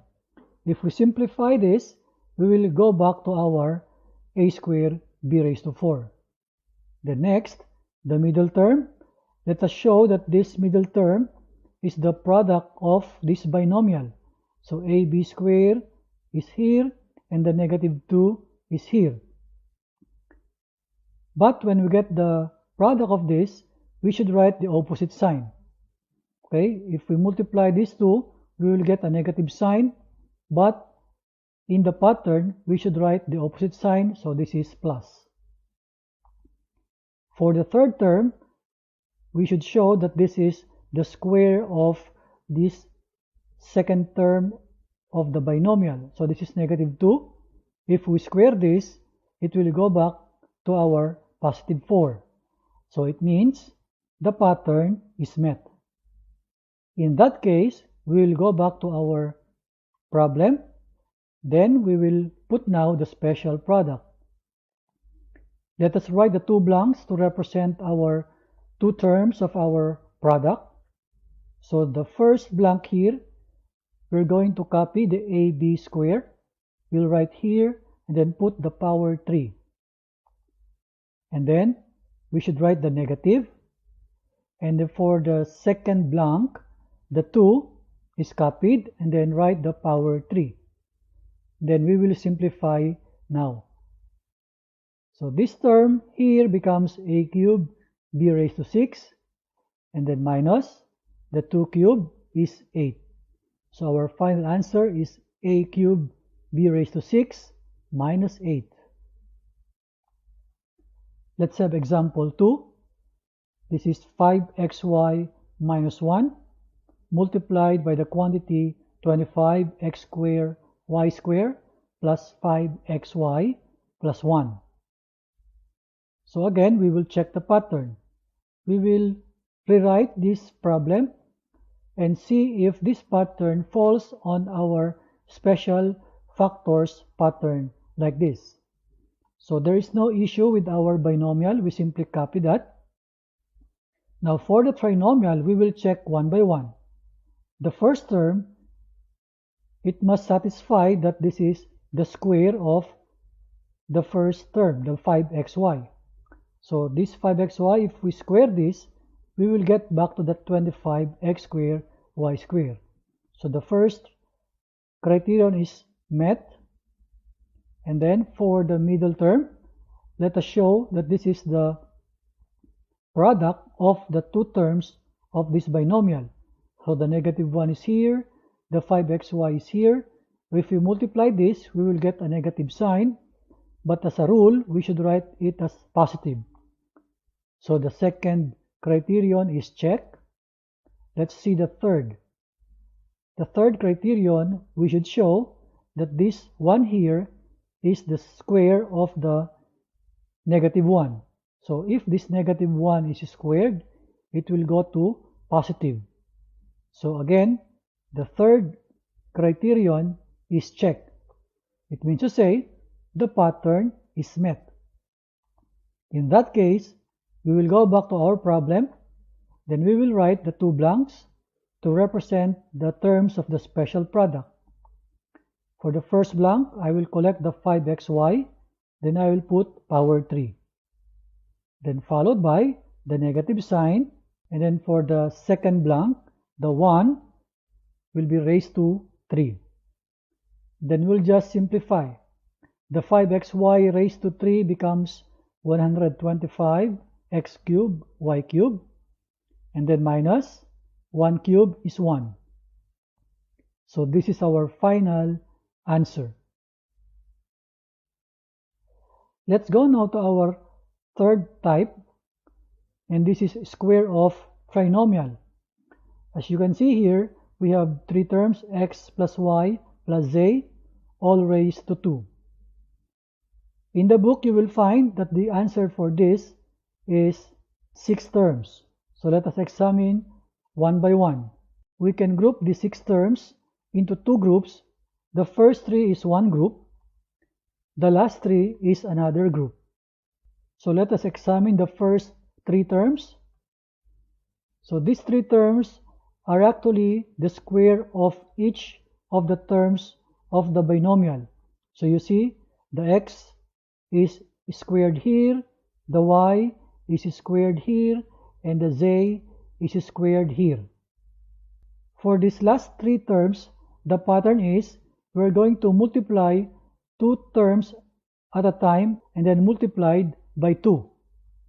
So you see here, the xy is multiplied together and then times 2.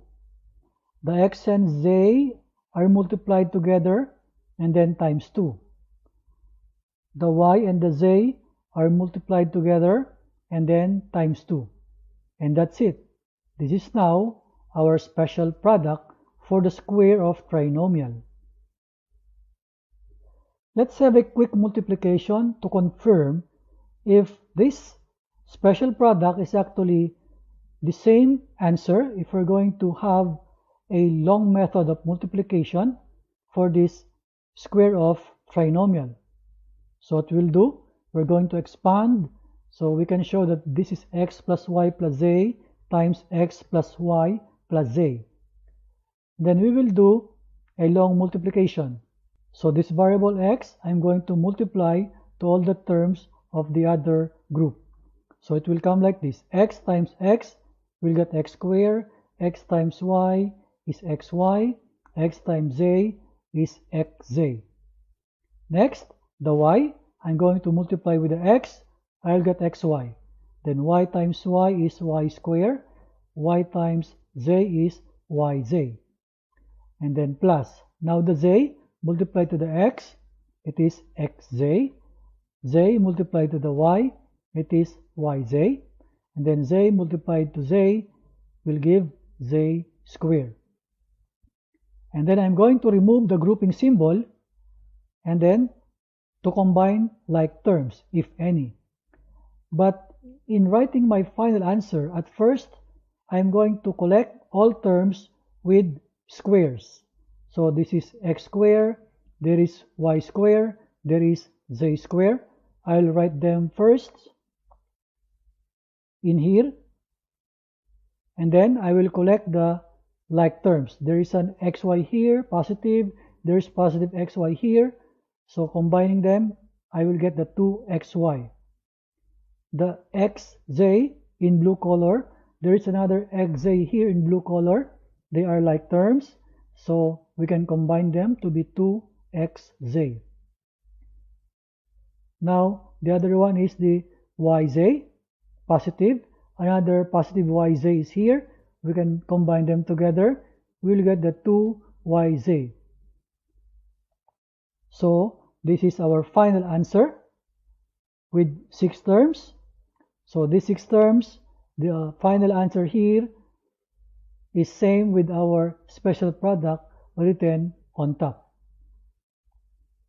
So, it means to say, we can now use this special product to solve problems that will fall on this pattern. So let's have example 1.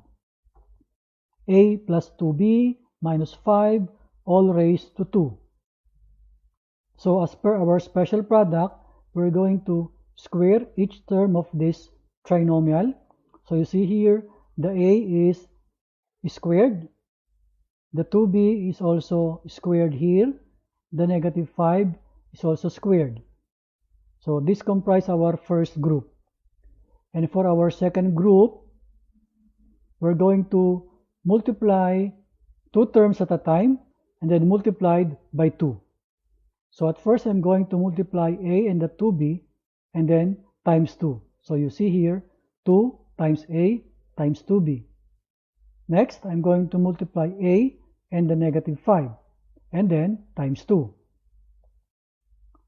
For the last term, I'm going to multiply 2b and the negative 5, it's here, and then times 2. Next, I'm going to simplify now the 6 terms. So this term here becomes a square. The 2b square is 4b square. The negative 5 is squared, it becomes positive 25. For the fourth term, this 2 times a times 2b will give 4ab. For the fifth term, we multiply 2 times a times negative 5, we'll get negative 10a. For the last term, we multiply 2 times 2b times negative 5.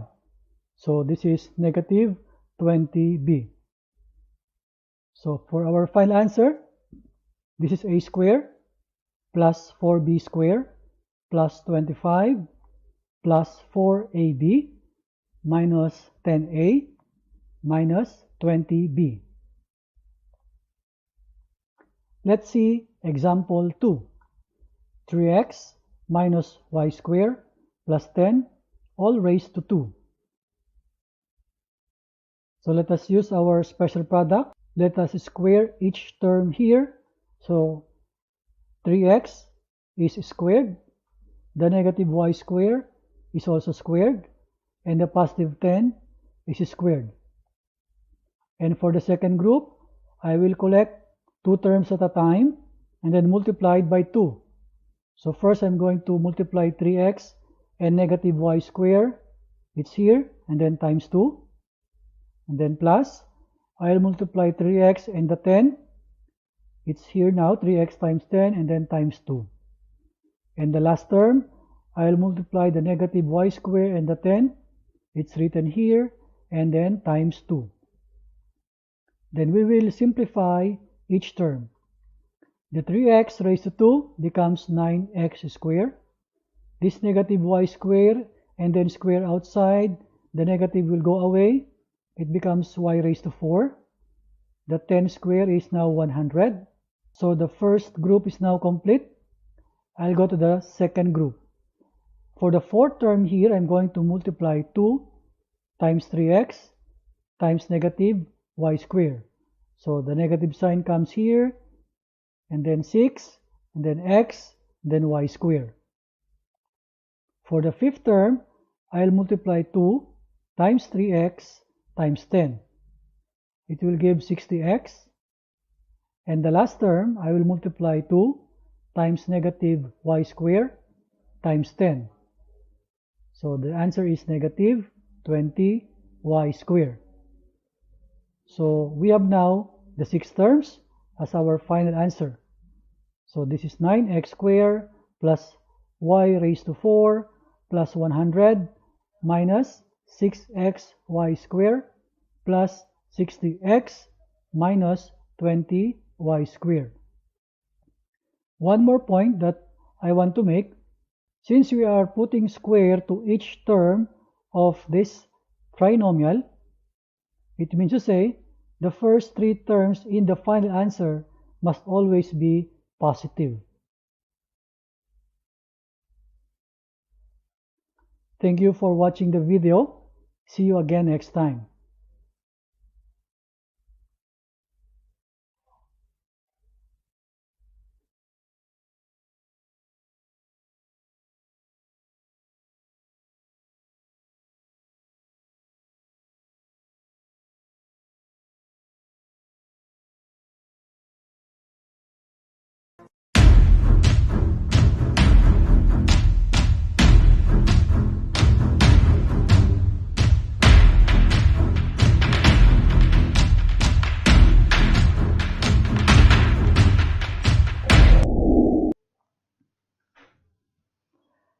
Hi everyone. Today we're going to study degrees and zeros of polynomial. Let's begin with degree of the polynomial. If P of x is a polynomial in x. The highest power of x in P of x is called the degree of the polynomial P of x. Examples, we have here 4 polynomials. The first is 4x plus 2. This is a polynomial in x. The highest power is 1. Remember that the degree of the constant 2 is 0. So in here, the degree is 1. Second polynomial, 2y squared minus 3y plus 4. This is a polynomial in y. And the highest power is 2 among the terms. So the degree is 2. Third polynomial is 5x cubed minus 4x squared plus x minus 2. The highest power is 3. So the degree is 3. Fourth polynomial, 7u raised to 6 minus 3 halves times u raised to 4 plus 4u squared plus u minus 8. This is a polynomial in the variable u. The highest power is 6, so the degree is 6. For the polynomial, when degree is 1, there is a special name for this, and we call this linear polynomial. When degree is 2, we call this quadratic polynomial. When degree is 3, we call this cubic polynomial.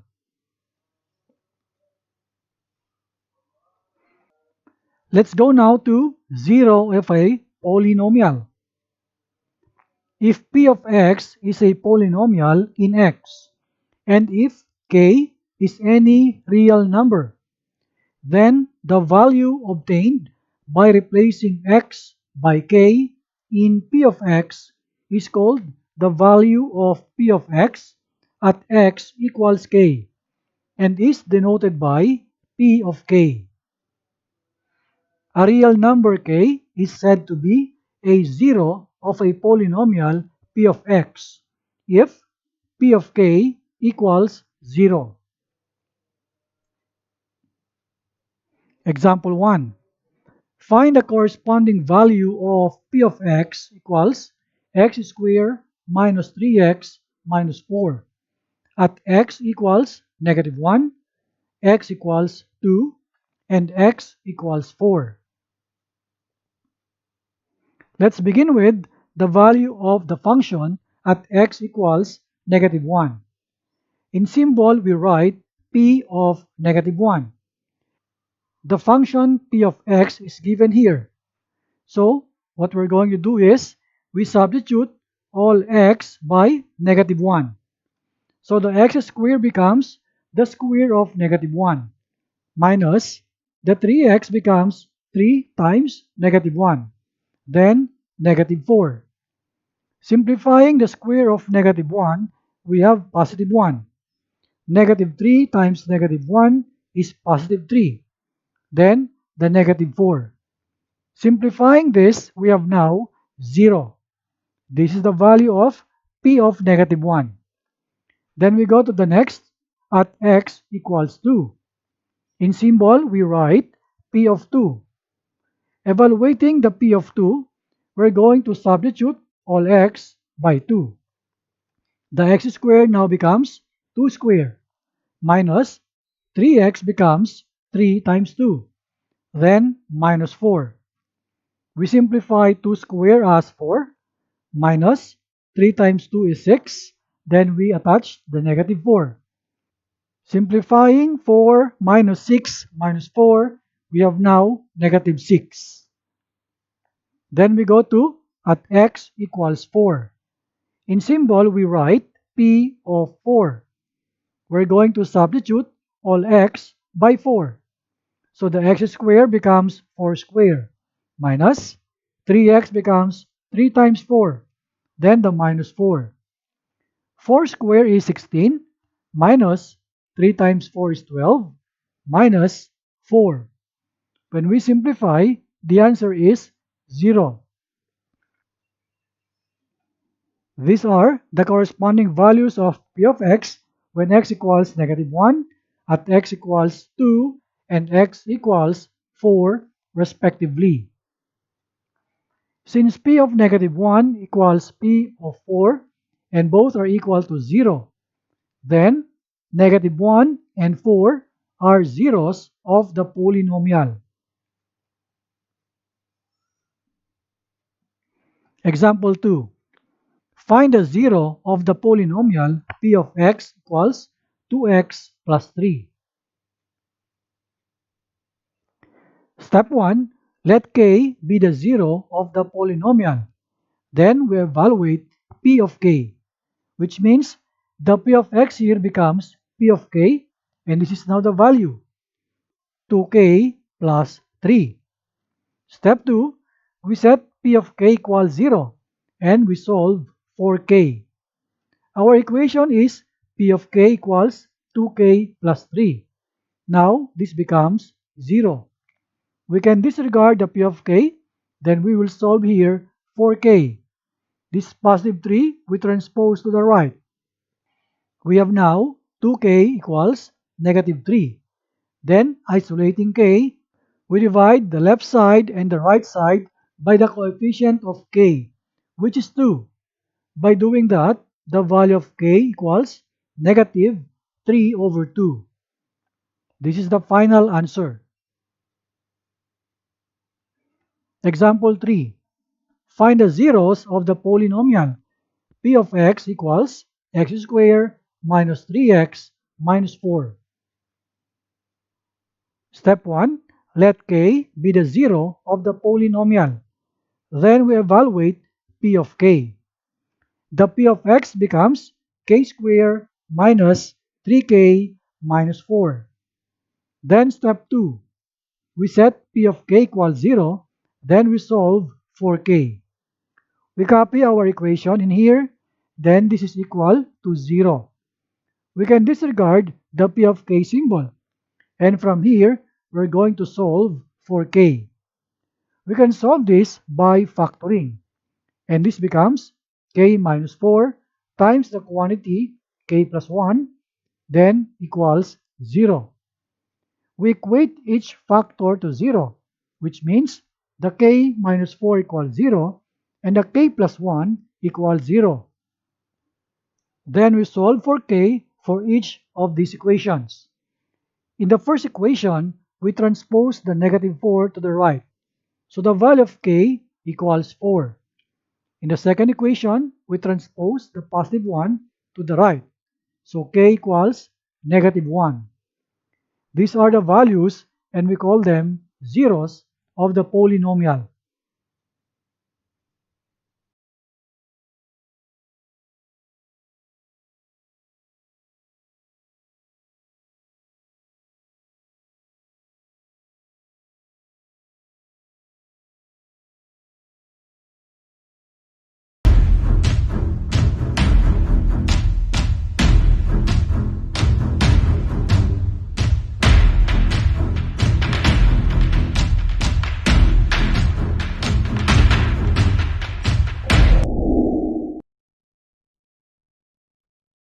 Hi everyone.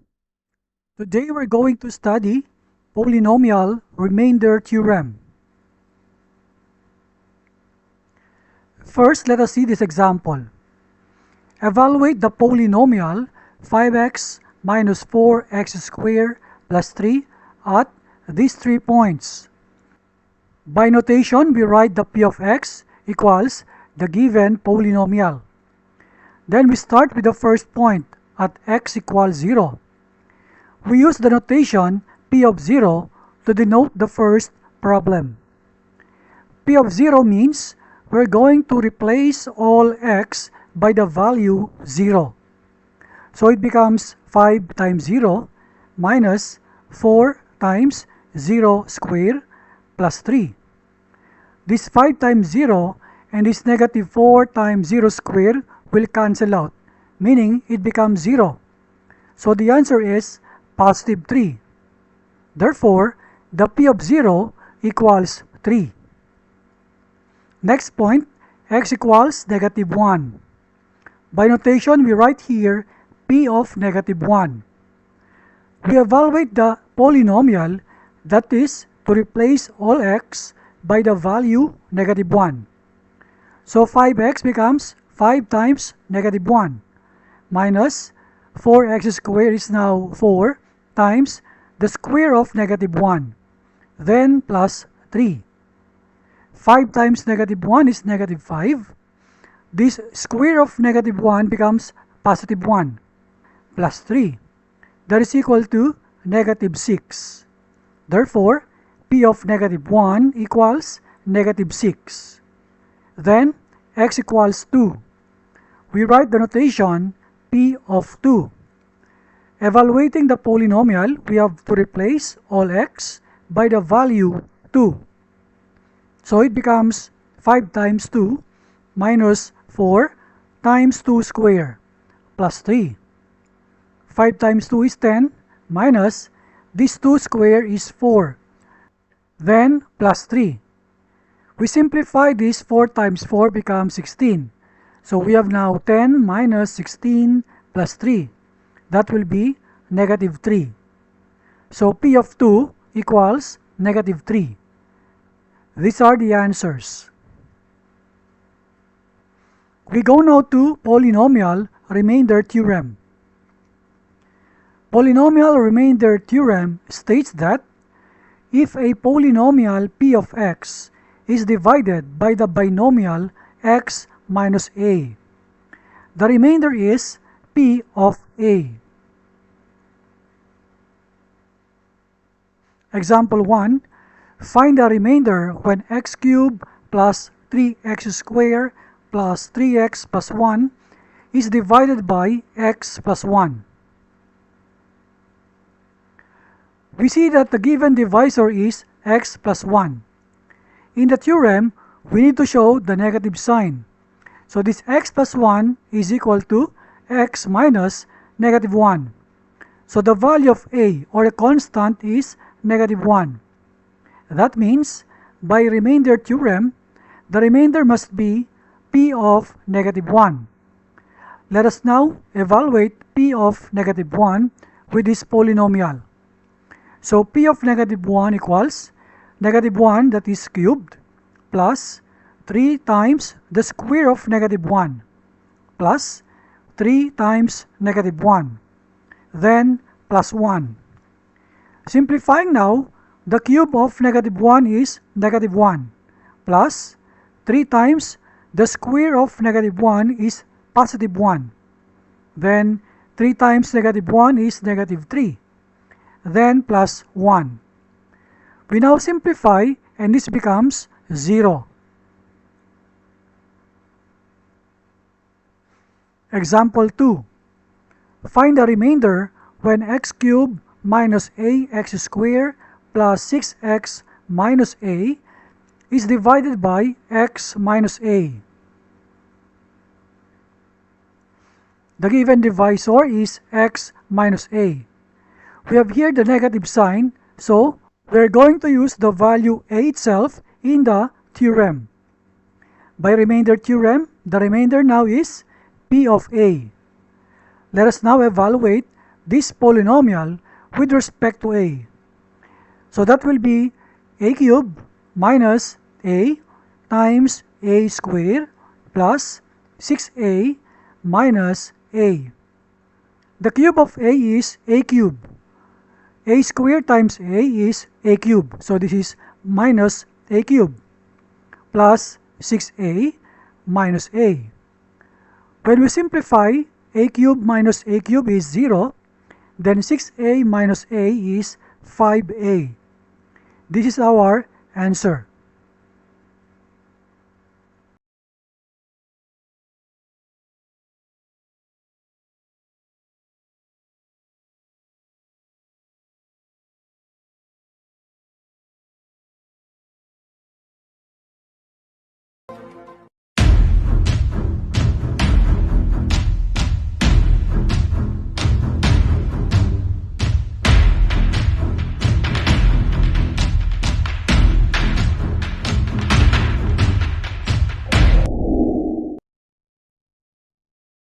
Hi everyone. Today we're going to study factor theorem. Factor theorem is a special kind of the polynomial remainder theorem. It states that the binomial x minus a is a factor of the polynomial p of x if p of a equals 0.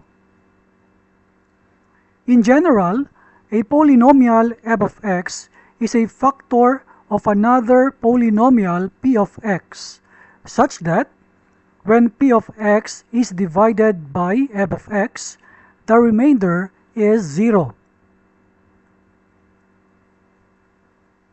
Example 1. Prove whether x plus 1 is a factor of x cubed plus x squared plus x plus 1. Our p of x is x cubed plus x squared plus x plus 1. Then, if x plus 1 is a factor of this p of x, then by the factor theorem, p of negative 1 must be 0. Now, let us evaluate p of negative 1. So, this is now cube of negative 1 plus the square of negative 1 plus negative 1 plus 1. Cube of negative 1 is negative 1 plus the square of negative 1 is positive 1.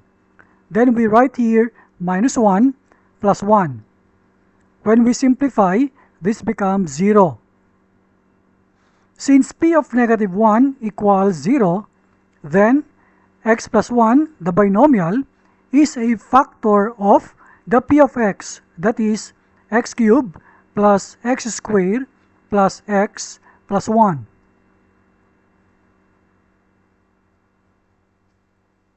Example 2.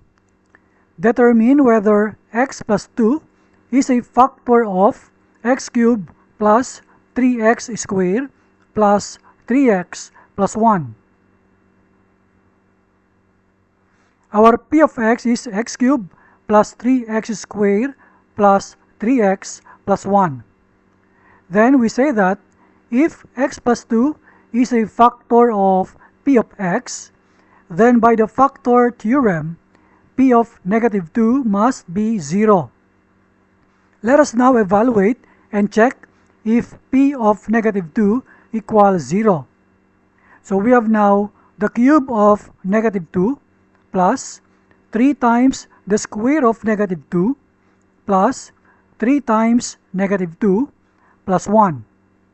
When we simplify, the cube of negative 2 is negative 8 plus 3, then multiplied by the square of negative 2, that becomes positive 4.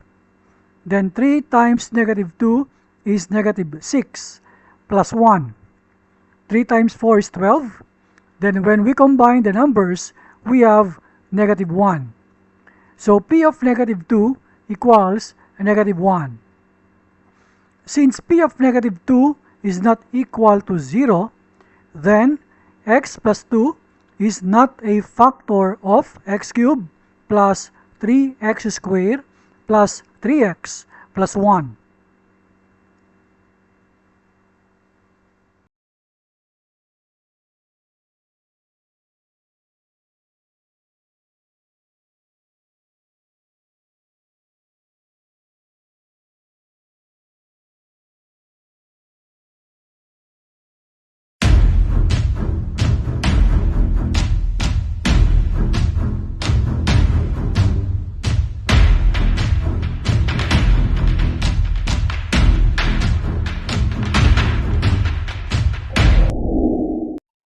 Hi everyone. Today we're going to study factoring. Specifically, this is factor the greatest common factor, GCF, from a polynomial. First, let us define greatest common factor. The greatest common factor, or GCF, of two or more expressions is the largest expression that is a factor of all the expressions. How to find the greatest common factor? We're going to follow some steps. Step 1. Factor each coefficient into primes. Write all variables with exponents in expanded form. Step 2. List all factors matching common factors in a column. In each column, encircle the common factors. Step 3. Bring down the common factors that all expressions share. Step 4. Multiply the factors. Let's have an example. Find the GCF, or greatest common factor, of the three terms. 21x cubed, the second is 9x squared, the third term is 15x. In step 1, let us factor each coefficient into primes. We write all variables with exponents in expanded form. So the 21x cubed is now factored out into 3 times 7. That is the prime factors of 21. And for the x cubed, we are going to write the x here 3 times. For the 9x squared, this is equal to 3 times 3 times x times x. For the 15x, this is equal to 3 times 5 times x. Step 2. List all factors matching common factors in a column. So the factors are now written like this. For the common factor 3, it is written in one column. There is also another common factor of x written in another column. It says in each column, encircle the common factors. So we encircle the 3, the common factor 3, and also the common factor x. Step 3. Bring down the common factors that all expressions share. So the 3 is brought down here, also the x. And then the step 4, we will multiply the factors. So the greatest common factor equals 3x. Let us go to factoring. What is factoring, by the way? Splitting a product into factors is called factoring. Example, find the factors of 6. It is showing here that the factors of 6 are 2 and 3. We know that there are other factors like 6 times 1 for this number 6. However, for this topic of factoring, we will only consider prime factors. Let us note that prime numbers are integers greater than 1 whose only factors are 1 and itself. Examples are 2, 3, 5, 7, 11, 13, and so on. Let us discuss now factoring the greatest common factor from a polynomial. We are going to follow some steps. The step 1 says, find the GCF, or the greatest common factor, of all the terms of the polynomial. Step 2, rewrite each term as a product using the GCF. Step 3, use the reverse distributive property to factor the expression. Step 4. Check by multiplying the factors. Let's have example 1. Factor the trinomial 6x cubed minus 9x squared plus 12x. Our step 1 says, find the GCF of all the terms of the polynomial. In here, the GCF is 3x. Looking at the numbers 6, 9, and 12, the greatest common factor of these three numbers is 3.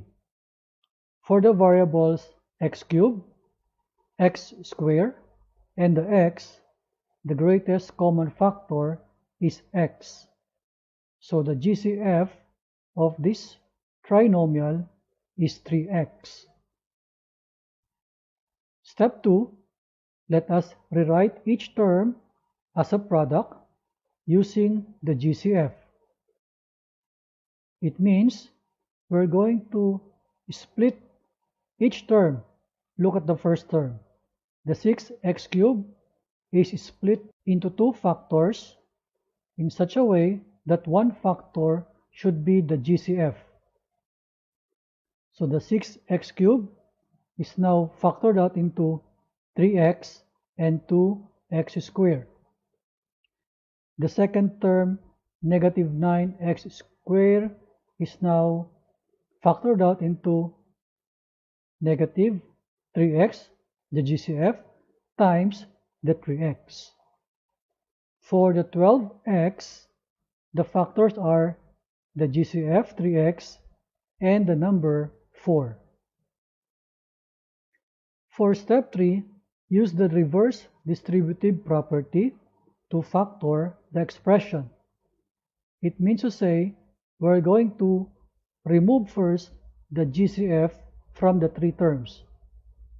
So see, the GCF is now outside, and then on the second factor, we're going to collect all terms that will remain for each term here after removing the GCF.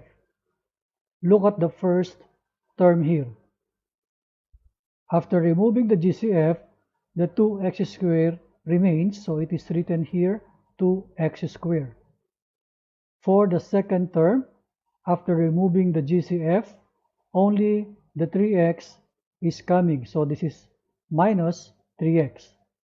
And then plus, for the third term, after removing the GCF, only the number 4 remains, so we will copy here 4. Step 4, let us check our answer by multiplying the factors. We should go back to the original problem after the multiplication. So the 3x multiplied by the 2x squared, I will get that 6x cubed. And then the 3x multiplied to negative 3x, the answer is negative 9x squared. And then 3x times 4 is positive 12x. So we are sure that this is correct, and this is our final answer. Let's have the second example. In here, there are two big groups. It is a difference of binomial. Look at this first group here. It is a product of 3y times the quantity y plus 7, and then minus. The second group is 4 times the quantity y plus 7.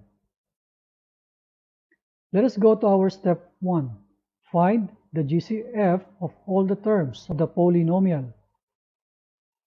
So our GCF is this y plus 7.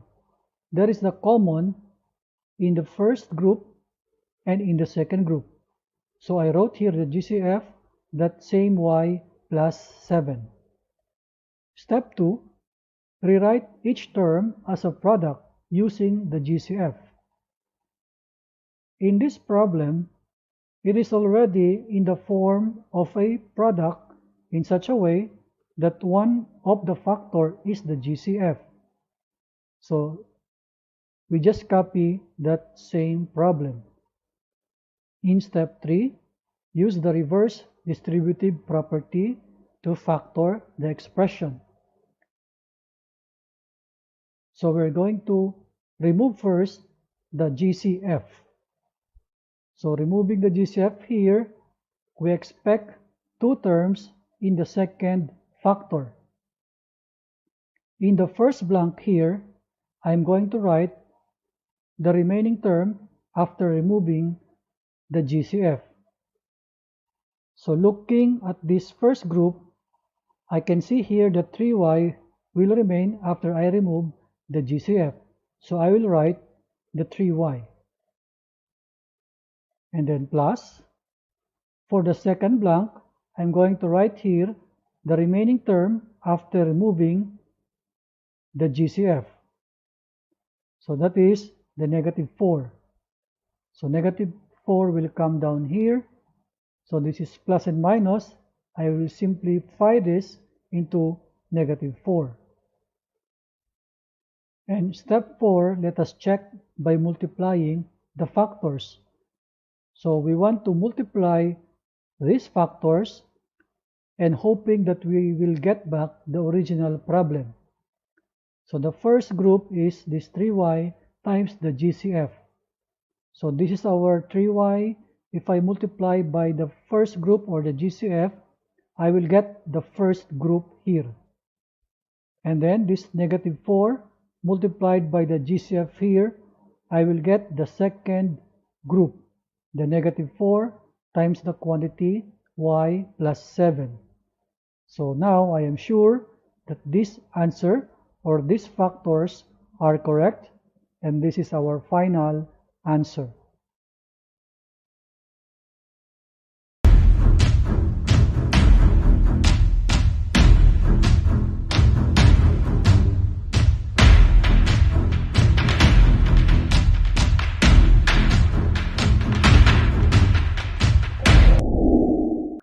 Today we're going to do factoring, and we will factor difference of two squares, and this is the form x squared minus y squared. Let us make a review for special product. When we multiply x plus y times x minus y, the answer is a binomial x squared minus y squared.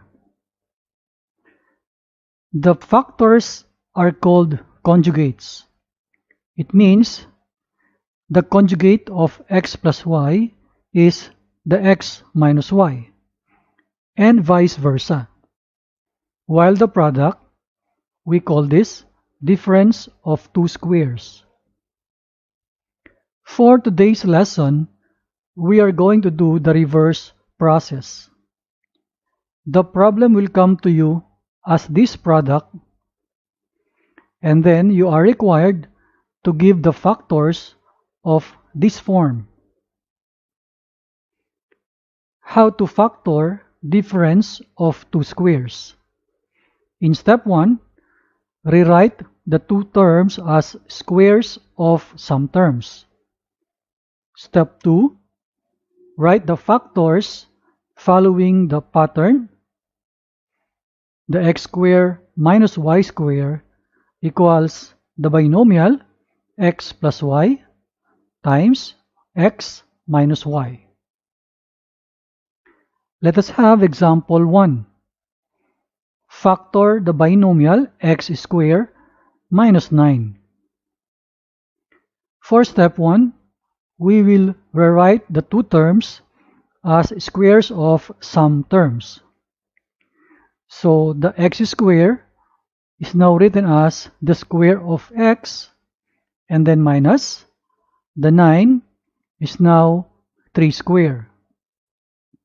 For step 2, we're going to follow this pattern.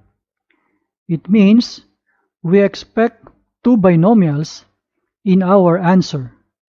But take note that the signs must be different. One is positive, the other is negative.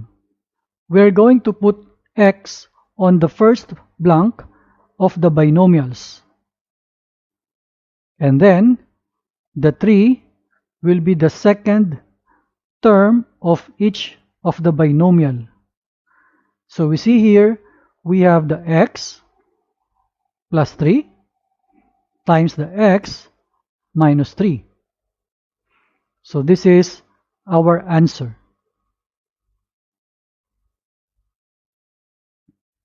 Let us have example 2. Factor 64y squared minus 1. Again, we're going to rewrite these two terms into squares of some terms. The 64y squared can be written as the square of 8y, and then minus the 1, we can write it also as the square of 1. And then for our answer, there will be two binomials. In the first term, it will be 8y. Also 8y in the first term of the second binomial. And for the signs, it must be opposite. One is minus, the other is plus. In our answer here, the negative comes first, followed by positive. And it doesn't matter as long as the signs are different. Now for the second term, we copy that 1. So it's now placed here and also in here.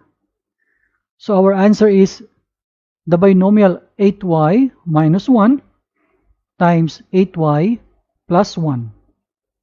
This is our final answer. Let us consider example 3. Factor the binomial 48x raised to 4 y squared minus 75 y squared. The terms are not perfect squares. We can see here that the variables are perfect squares. However, the coefficients are not. Therefore, these two terms are not perfect squares. But remember, we can check for greatest common factor of each term. I found out that the GCF is 3y squared. So if I pull out that greatest common factor, this first term here will become 16x raised to 4, while the 75y squared will be 25. Of course, the negative sign we will just copy here. So for our problem here now, we have monomial times binomial. And then we will check if this binomial here have terms which are perfect squares. The 16x raised to 4, we can write this as the square of 4x squared, and then minus. We know that 25 is a perfect square number, so that is 5 squared. And then we will just copy that 3y squared down here. And then we will have the step 2.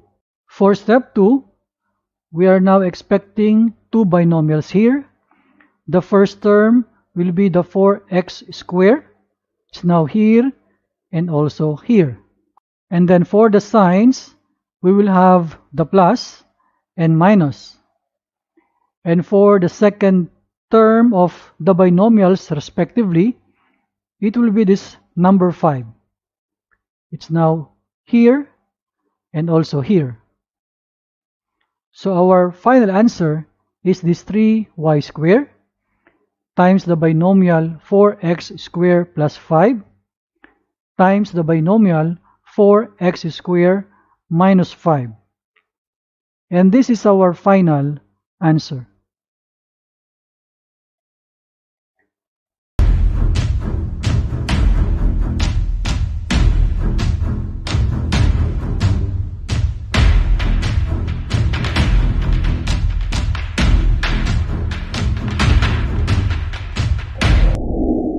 Hi everyone.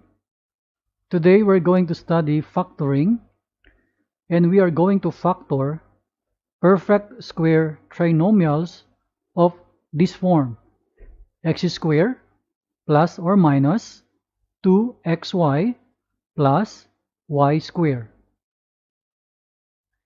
First, let us review our special product, the square of the binomial x plus y. And the answer is a trinomial x squared plus 2xy plus y squared. Also, if we have the square of x minus y, the answer is a trinomial x squared minus 2xy plus y squared.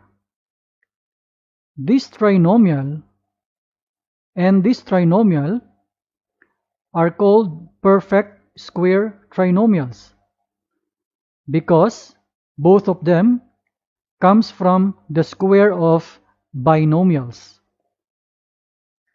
For today's lesson, we are going to have the reverse process. The problem will come to you as this product, and you will be required to provide factors, which is the square of binomial, either of this form or this form. How to factor perfect square trinomials? We are going to follow these 3 steps. Step 1, check if the trinomial fit the pattern of the perfect square trinomials, either this form x squared plus 2xy plus y squared, or this form x squared minus 2xy plus y squared. In step 2, write the square of the binomial. And step 3, check by multiplying the factors. Let us have example 1. Factor the trinomial 25x squared plus 20x plus 4. Let us check if this trinomial is a perfect square trinomial. First, our 25x squared and the number 4, we can rewrite it as the square of some terms. So the 25x squared is now the square of 5x, and the number 4 is 2 squared. For the middle term 20x, what we will do, first, let us write the 5x in here and the number 2, and these are the bases of the first and the third terms respectively. And then we will multiply by 2. And this number 2 is always constant. When we multiply these 3 factors here, we are hoping that the answer will be the middle term. So 2 times 5x times 2 will give us that positive 20x. So it means to say this given trinomial is a perfect square trinomial. We can now proceed to our step 2, write the square of the binomial, and that will be our answer.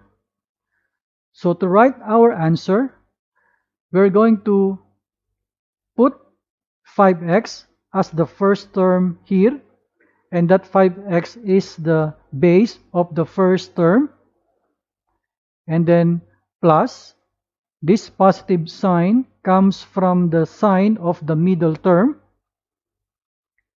and the number 2. And this number 2 is the base of the third term. And then we will not forget the square outside. So this is our answer, the square of 5x plus 2. Now for the step 3, we're going to check our answer if it is correct. We're going to expand and hope that we will get back our original problem up here.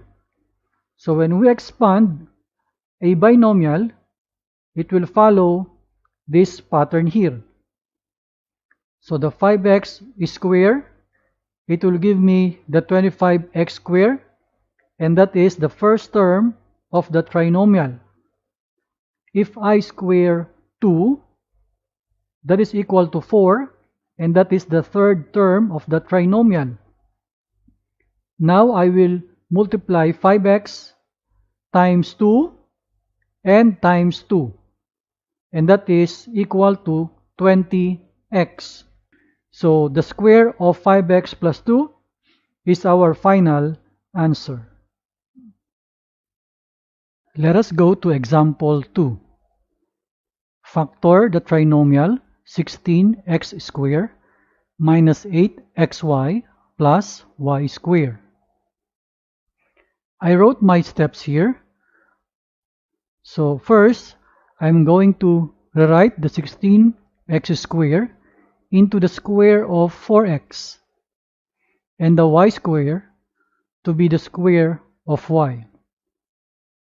For the middle term, first I will write the minus sign, and then the 4x and the y are written in the middle, and then times 2, and that is a constant. And I will hope that if I multiply 2 by 4x and by y, it will give me that 8xy. And it is. So it means to say this trinomial is a perfect square trinomial. So the pattern is satisfied. I can now go to step 2. I will now write my answer. And my answer, or my factors, is the square of the binomial. So I will collect the 4x. I will put it here as the first term of the binomial, and then minus. The sign comes from the sign of the middle term, and the second term here is the y, which is the base of the third term. Of course, I will not forget the square outside. So this is my answer, the square of 4x minus y. Going to step 3, I will check my answer if it is correct by multiplying the factors. Or I can say that I will expand my binomial. If I do that, it will come to this pattern. So if I square 4x, it will give me 16x squared, and that will be the first term of the trinomial up here. If I square negative y, it is equal to y squared positive, and that is the third term of the trinomial. Now, I will multiply 4x by negative y and times 2. That is equal to negative 8xy. So, my answer, square of 4x minus y, is correct. And that is my final answer. Let's have example 3. Factor the trinomial 100x squared y minus 80xy plus 16y. I can see here that the first term and the last term are not perfect squares. So I can say that this is not a perfect square trinomial. However, I can see that there is a greatest common factor among the three terms, and that GCF is 4y. So I will factor out the GCF, and for the first term, when I remove the GCF, what remains is the 25x squared. For the second term, what remains is the negative 20x. For the third term, what remains is 4. So it means to say, I have now a new problem here. 4y times a trinomial 25x squared minus 20x plus 4. Now, I will check if this new trinomial is a perfect square trinomial. I will rewrite 25x squared into the square of 5x and that 4 to be the 2 squared. In the middle term, first I will copy the sign, the negative. Then I will take this 5x right here. I will take this 2, put it here, and then times 2. If I multiply the 2 times 5x times 2, this will be equal to the negative 20x. So it means to say, this is a perfect square trinomial. Of course, I will not forget my 4y to be copied down here. So I will now go to step 2 to write my answer, to write the square of the binomial. First, I will copy the 4y, and then for the binomial, it will be the 5x as the first term, then minus, the sign comes from the sign of the middle term, and then the second term is the number 2, which is the base of the third term. Again, I will not forget the power 2. So this is my answer. 4y times the binomial, or the square of the binomial, 5x minus 2. Now, for step 3, I will check if my answer is correct. First, I'm going to expand the 5x minus 2 all squared. So the 5x squared is equal to the 25x squared. It is written here. If I square negative 2, it will be positive 4. I'm going to multiply 5x times negative 2 times 2. It will give me the negative 20x. And the 4y here, I can write it there and then start to multiply the 4y to each term of the trinomial. And it will give me this original trinomial 100x squared y minus 80xy plus 16y. So I was able to confirm that my answer here is correct. And this is my final answer.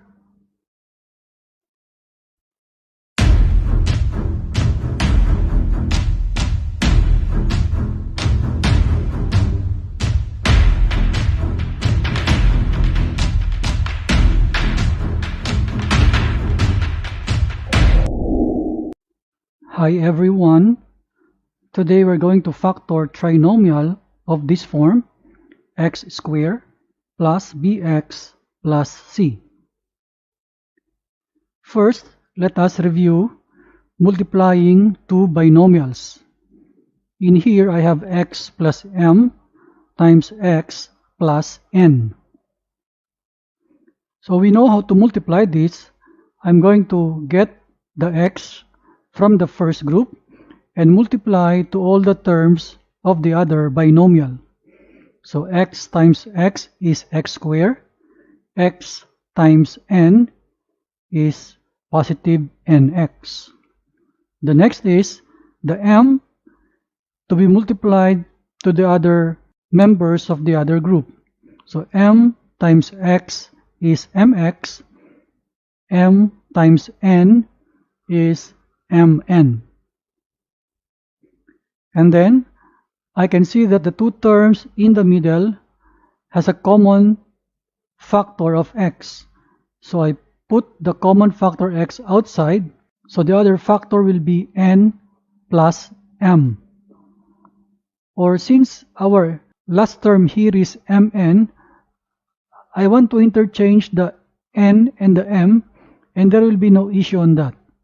So here it is now m plus n multiplied by the quantity x. So when we multiply this x plus m and the x plus n, this is our answer. So for today's topic, that we're going to factor trinomial in the form x squared plus bx plus c,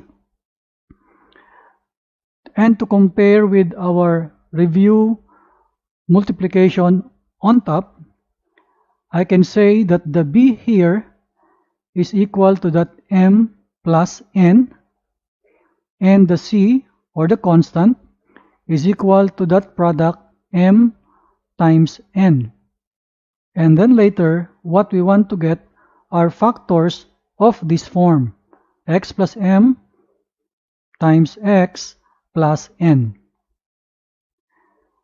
Now, we will learn how to factor a trinomial of the form x squared plus bx plus c. We're going to follow some steps. Step 1.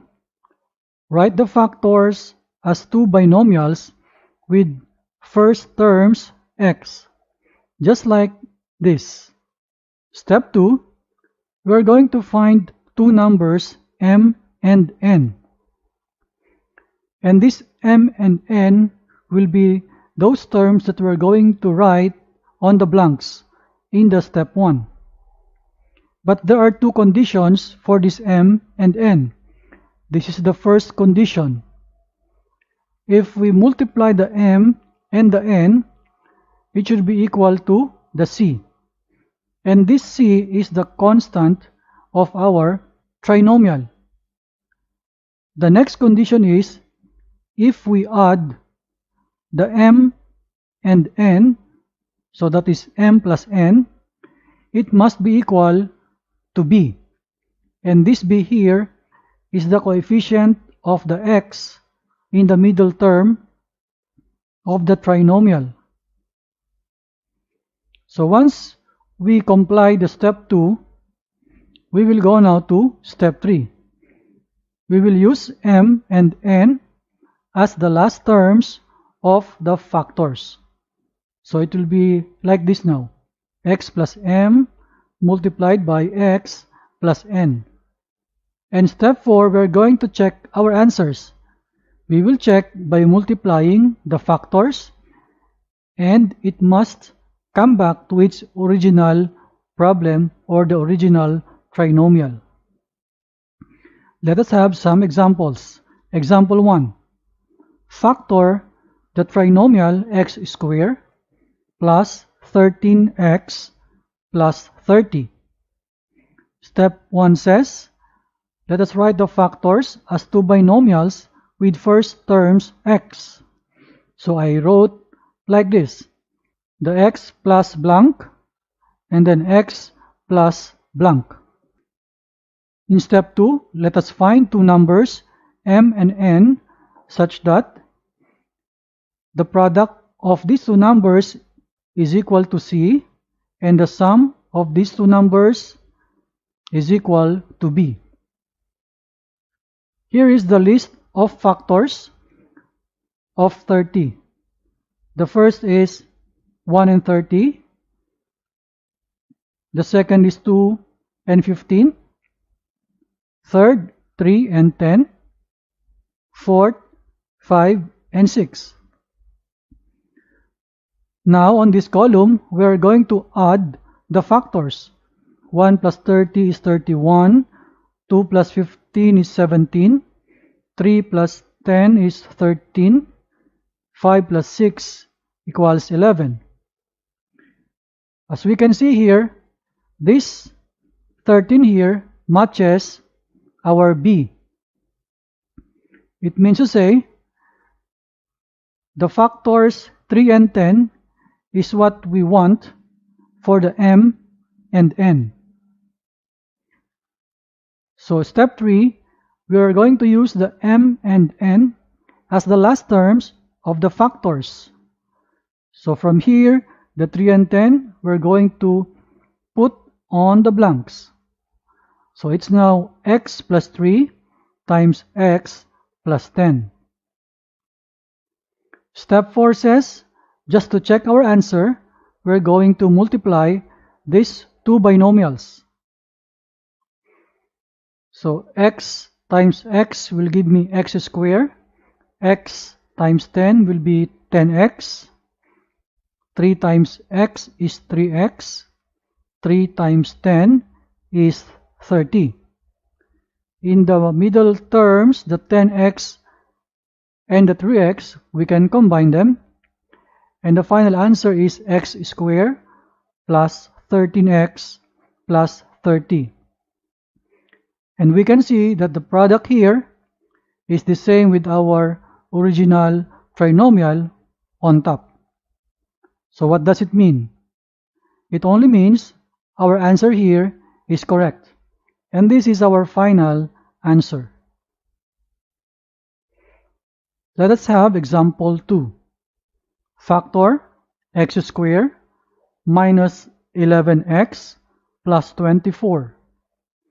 Step 1, let us write the factors as two binomials with first terms x.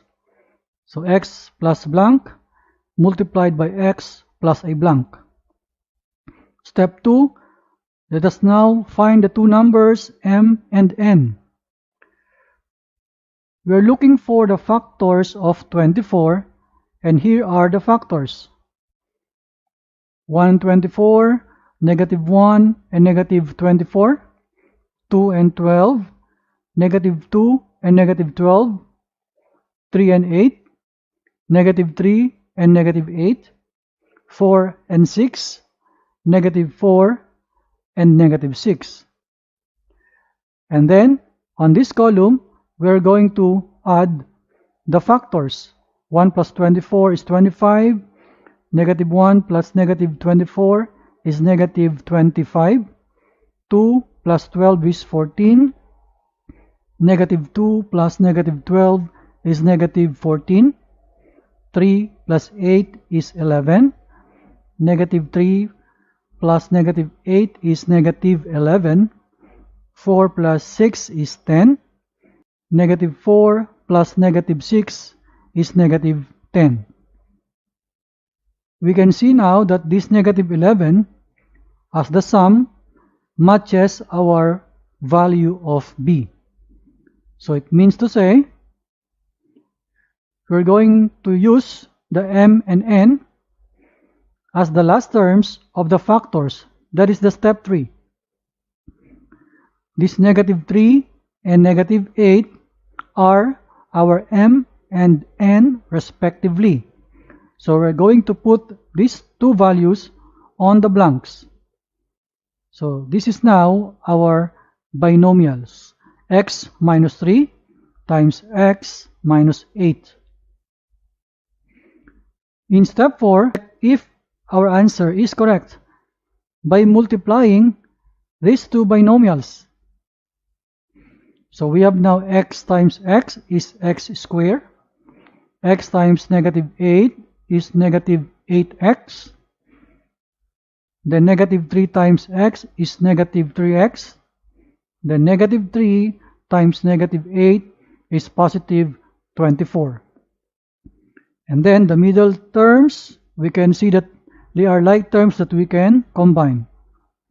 So we have now the final answer, x squared minus 11x plus 24. And our answer here is the same with our original trinomial on top. It means the x minus 3 times x minus 8, and that is our final answer. Let us have example 3. factor the trinomial x squared minus 2x minus 35. Step 1. Write the factors as two binomials with first terms x. So here it is, x plus blank times x plus blank. And then let us find two numbers, m and n. So we're going to find the factors of this negative 35. So the factors of negative 35 are on this column. First pair is 1 times negative 35. Second is negative 1 times 35. Third, 5 times negative 7. Fourth, negative 5 times 7. On this column, we're going to add the factors. 1 plus negative 35 is negative 34. Negative 1 plus 35 is 34. 5 plus negative 7 is negative 2. Negative 5 plus 7 equals 2. But we're looking for a sum that is equal to the b, and here it is, the negative 2. It means to say, we're going to the step 3 to use the m and n, these two terms here, this pair of factors, to be placed on the blanks. So here it is now, we have the x plus 5 times x minus 7. So step 4, we will check our answer if correct by multiplying these two factors. And we will hope that the answer will be same with our trinomial here. So multiplying the x and the x, that is x squared, x times negative 7 is negative 7x. Then 5 times x is positive 5x. 5 times negative 7 is negative 35. So we're going to combine the two terms in the middle, the negative 7x and the 5x. We will have a negative 2x. So our final answer here is x squared minus 2x minus 35. And we can see that the answer here is the same with our original trinomial on top. It means to say the binomials x plus 5 times x minus 7 are correct and considered to be our final answer. Let us have example 4. Let us factor x squared minus 6x plus 10. Step 1, I'm going to put here the x plus blank and then times x plus blank. Step 2, let us find two numbers m and n, the factors of 10, such that later on we will add them to get a value of b. So on this column, the factors of 10 are 1 and 10, negative 1 and negative 10, 2 and 5, negative 2 and negative 5. In this column, we're going to add each pair of factors. 1 plus 10 is 11. Negative 1 plus negative 10 is negative 11. 2 plus 5 is 7. Negative 2 plus negative 5 equals negative 7. As we can see here, there are no pair of factors of 10 to get a sum of negative 6. In this case, we will say that this trinomial is non-factorable, and this will be our answer here. Let us put some notes here.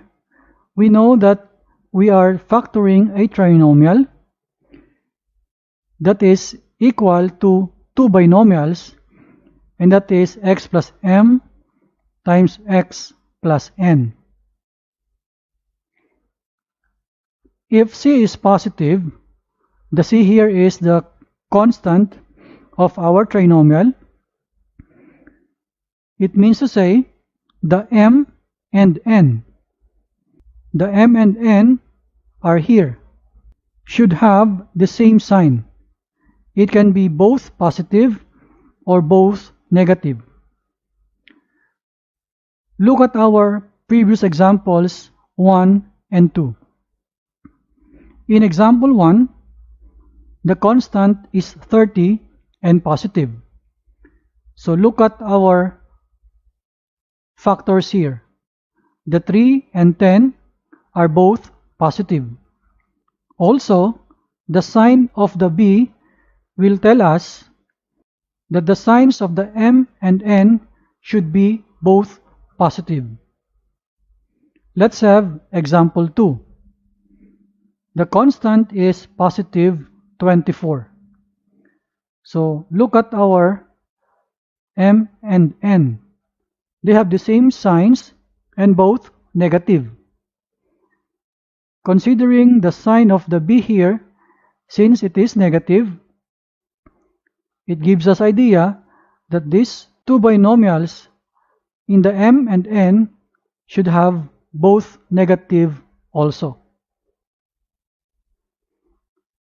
Now, if c is negative, the m and n should have different signs. Look at our example 3. Our constant here is negative 35. The values of m and n have different signs. One is positive, the other is negative. And there is another clause here.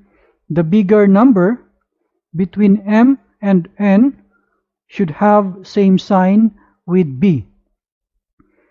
So the numbers 5 and 7 is bigger, and because the sign of the b is negative, the 7 as the bigger number will have the negative sign also.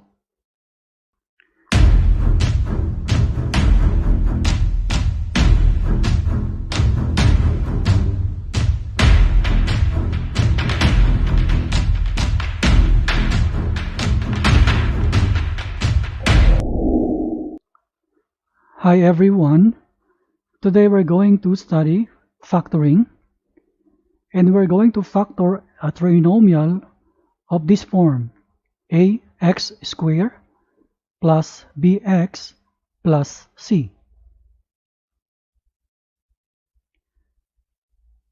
How do we factor a trinomial of this form? We are going to follow some steps. Step 1 is factor any greatest common factor, or GCF.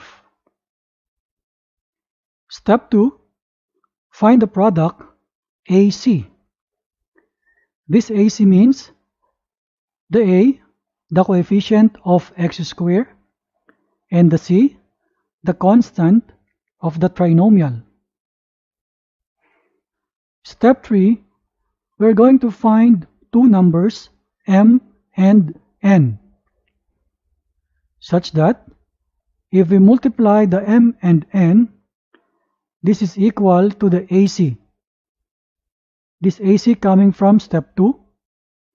Also, if we add the m and n, we can see it is m plus n. It must be equal to the b. And this b is the coefficient of the x in the middle term of the trinomial. Step 4, split the middle term using m and n.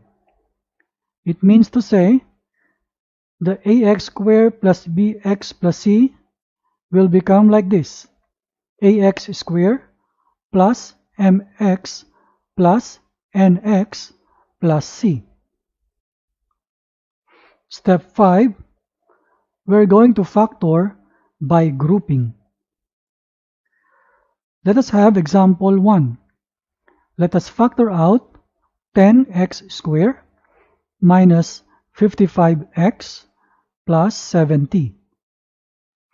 Step 1 says, let us factor any greatest common factor. For this trinomial, we can see that there is a common factor of 5. So we can factor out that number 5. So what remains in the first term will be 2x squared. For the second term, now becomes negative 11x. And the third term, 70, will become 14. Step 2, let us find the product AC. After removing the greatest common factor, we have now our new trinomial here to be 2x squared minus 11x plus 14. Now taking the AC, it means the A, which is the coefficient of x squared, it is 2, and the C is the constant 14. Now multiplying the A and C, 2 times 14 equals 28. In step 3, we're going to find two numbers that when we multiply these two numbers m and n, it must be equal to 28. But if we add the m and n, it must be equal to the b. And this b is the coefficient of the middle term of the trinomial. After considering many pairs of factors, it was found that the negative 4 and the negative 7, if we multiply, will be equal to 28. Also, if we add the negative 4 and the negative 7, it is equal to negative 11. So the 28 here is the product AC, and the negative 11 is the B. So step 4, we're going to split the middle term using m and n. It means to say, we're going to rewrite this trinomial, but the middle term, we must split it using this m and n here. So as you see now, in this line, the 5 is copied. The 2x squared is copied down here. The negative 11x is now split into negative 4x and negative 7x. And then plus the constant 14. And in step 5, we're going to factor by grouping. So we have here 4 terms. We're going to group the first 2 and also the last 2. So the 2x squared minus 4x is now in one group. The negative 7x plus 14 is in another group. And using that factor by grouping, we are going to factor out a common factor or greatest common factor for these 2 terms. Also, we will do the same on the next group. So in here we can see that 2x is the GCF. So we put the 2x outside. What remains inside for this term will be x. And for the negative 4x, what remains is the negative 2. If we want to check if our factoring are correct, we can multiply 2x times x. We will get back the 2x squared, and then 2x times negative 2, we will get the negative 4x back. Now for the second group, we want this x to be positive, so we're going to factor out a negative 7. So when we factor out the negative 7, what remains here will be positive x. And for the positive 14, what remains is a negative 2. Again, just to check if these factors are correct, we can multiply and see if we can get the original binomial back. So the negative 7 times x is negative 7x, and negative 7 times the negative 2 is positive 14. So we are sure that these factors are correct. And now we have two big groups here, and we can see that there is a common factor for these two big groups, and that common is the binomial x minus 2. So we can factor that x minus 2 out. It will be like this. First, we copy the number 5. Now this common x minus 2 we'll put in here, and on the second factor we will collect the remaining terms after removing the common factor. So 2x is copied here, and then the negative 7. So for our answer, the factors are 5 and x minus 2 and 2x minus 7. So this is our final answer. Let us have example 2. Factor out 6x squared plus 7x plus 2. Step 1 says, let us factor any GCF. But there is no GCF here. So we will proceed with step 2. We're going to find the product AC. The coefficient of x squared is the a, and that is 6. The constant 2, that is the c, we will multiply here. 6 times 2 equals 12. And then step 3, we're going to find two numbers, and these two numbers are factors of 12. And at the same time, if we add the two numbers, it must be equal to b, and that b is that number 7. After considering many pairs of factors, we found that 3 times 4 equals 12, and that is the AC, and 3 plus 4 equals 7, and that is the b. So now we're going to split this middle term using the m and n. So the 3 and the 4 are our m and n respectively. So writing this again, 6x squared is here. Instead of writing 7x, we will now write 3x plus 4x, and then plus the constant 2. Step 5, we are now to factor by grouping. We're going to group the first two terms and then group the last two terms. We're going to factor out the GCF for these two terms. We can see that 3x is common. So what remains in the first term, 6x squared, is 2x, and then plus 1. We can check if our factors are correct. 3x times 2x is 6x squared. 3x times 1 is positive 3x. For the second group, the common factor is 2.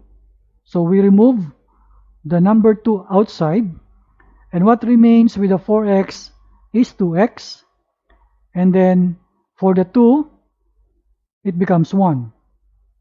Again, let us check ourselves if the factors are correct. 2 times 2x is 4x. 2 times 1 is positive 2. So we are sure that these factors are correct. Now, we have two big groups here, and there is a common in these two big groups, and the common is that binomial 2x plus 1. There is also 2x plus 1 here. So we're going to factor out the 2x plus 1. It is now in here.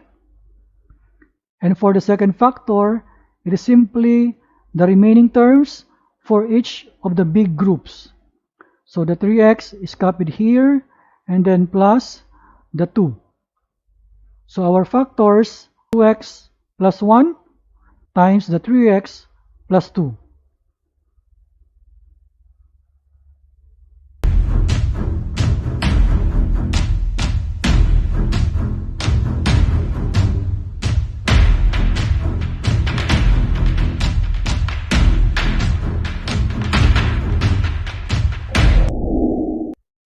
Hi everyone, today we're going to study factoring.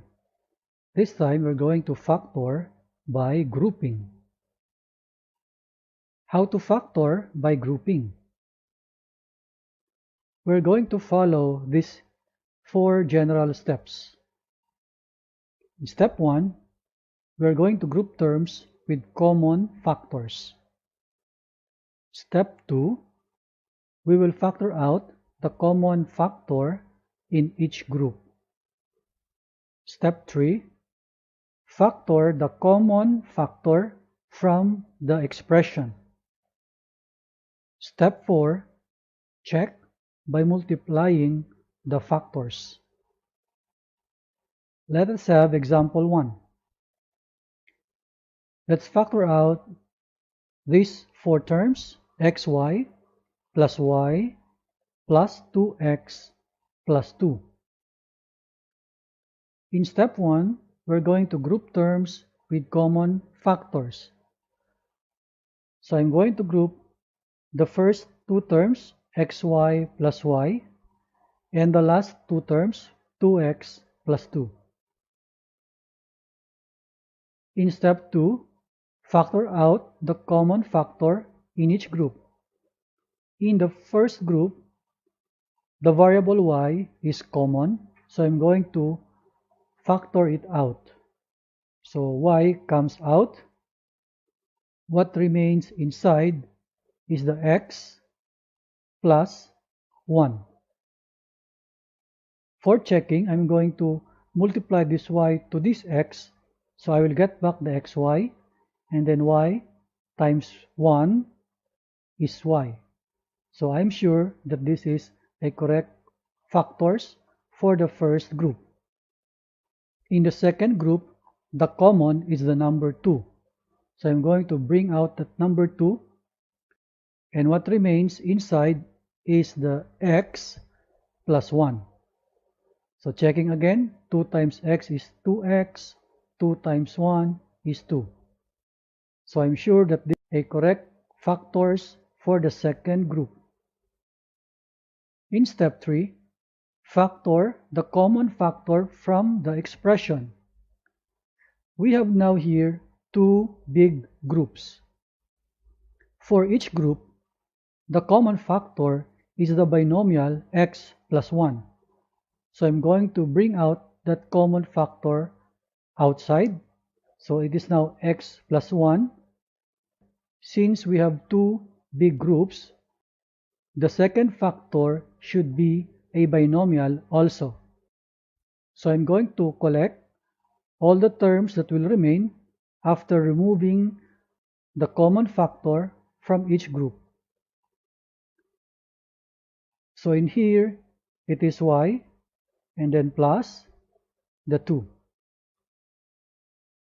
In step 4, let us multiply the factors to check if our answer or if the factors are correct.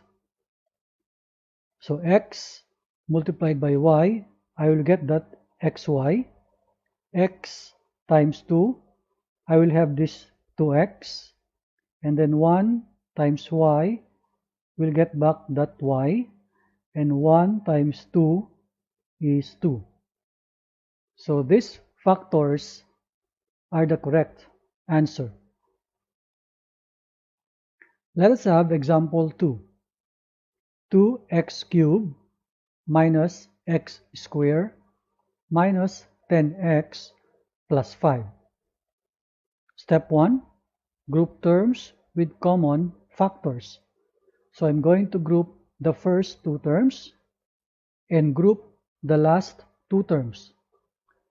But you see here, our third term is negative. So while putting the grouping symbol, I should write here the plus and then put the last two terms in the grouping symbol.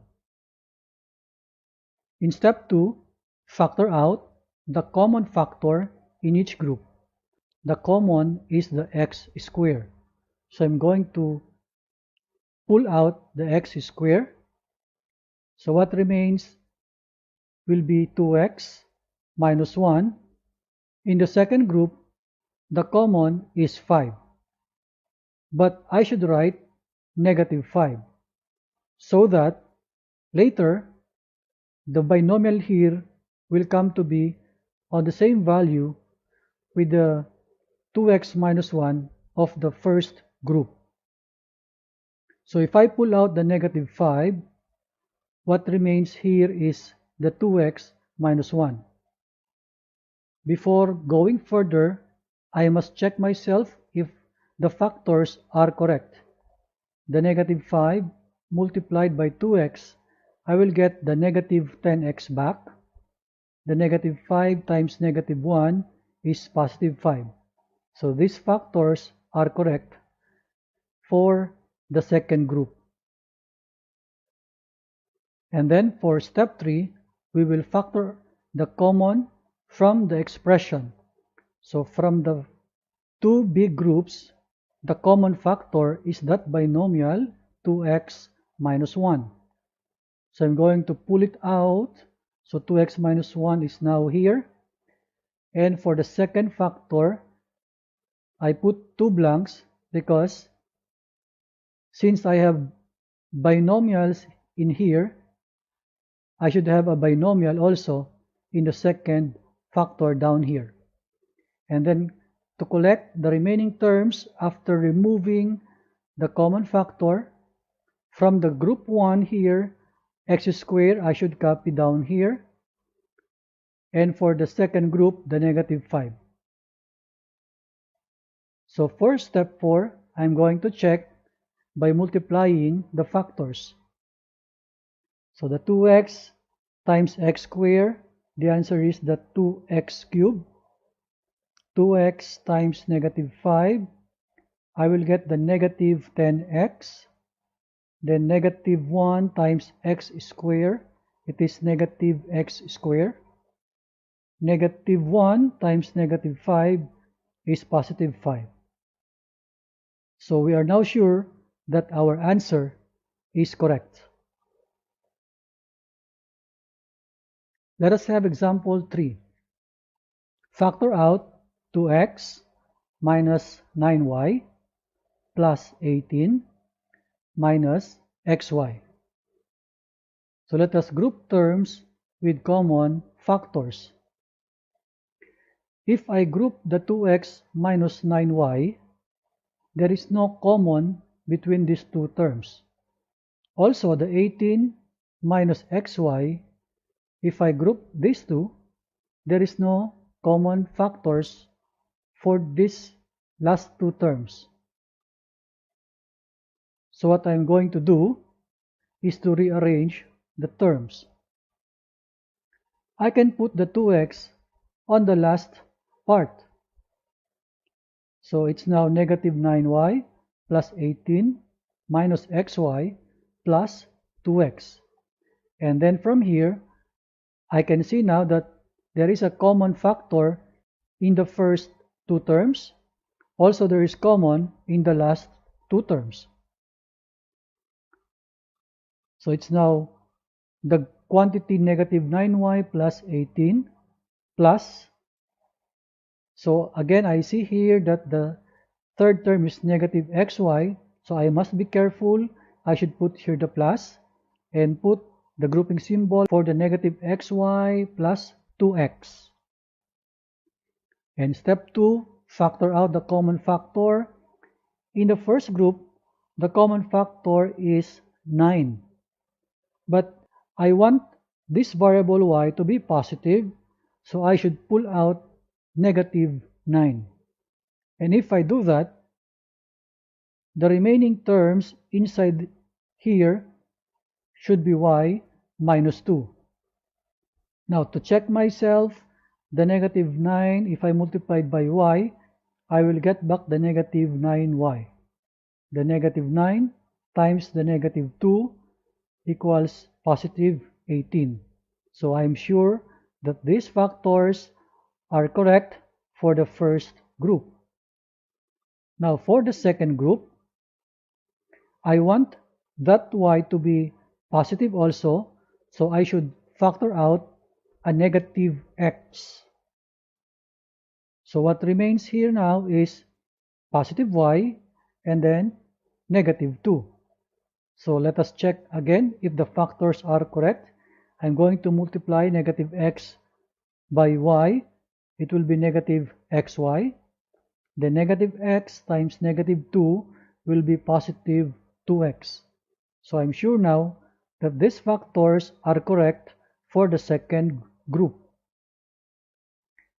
And for step 3, let us factor the common factor from the expression.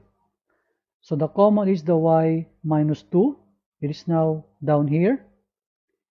And for the second factor here should be a binomial.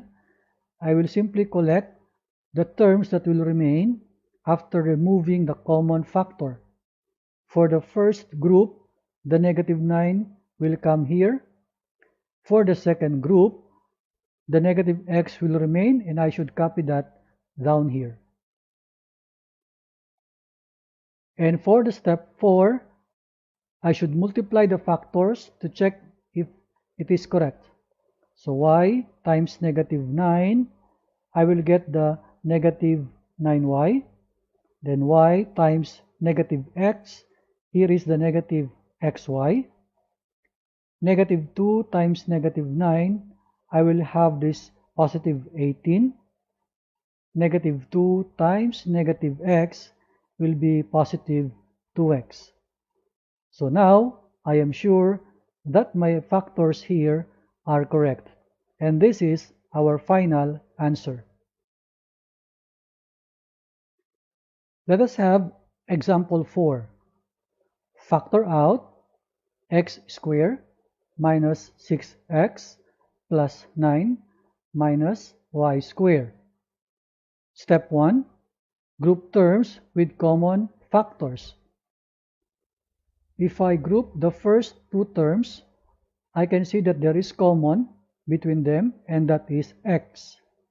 However, if I'm going to group the last two terms, there is no common for these two. So this is a special case.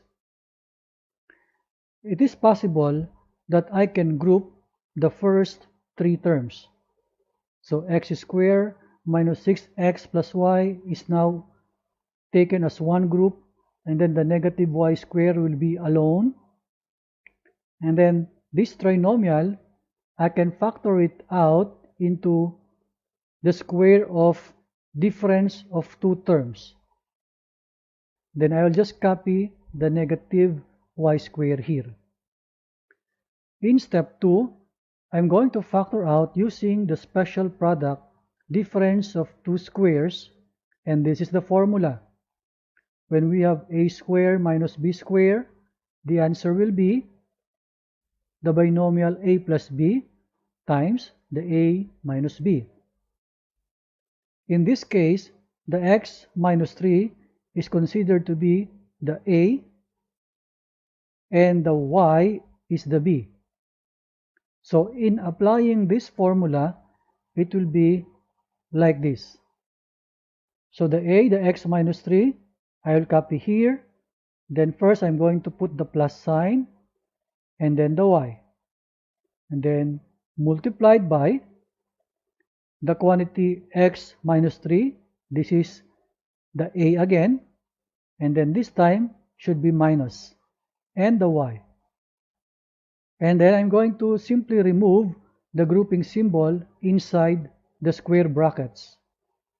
So the parentheses inside is now removed. So these are the factors.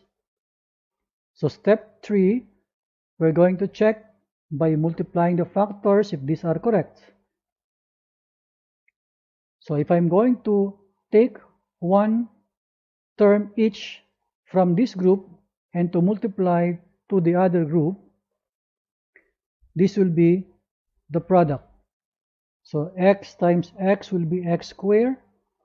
X times negative 3 is negative 3x. X times negative y is negative xy. Next is negative 3 times x is negative 3x. Negative 3 times negative 3 is positive 9. Negative 3 times negative y is positive 3y. Now for the y, times x is positive xy. Then y times negative 3 equals negative 3y. And y times negative y equals negative y squared. And from here, let us see some terms that we can combine or cancel. This negative xy, there is a positive xy down here that we can cancel both of them. Also look at the positive 3y. There is a negative 3y in here. So both terms are cancelled. And then we will collect what will remain, the x squared. Then we have this negative 3x and negative 3x. Combining them, we'll get the negative 6x. We will copy the 9 and the negative y squared down here. So you see, the final answer here equals our original problem. So it means this trinomial and another trinomial here is our final answer.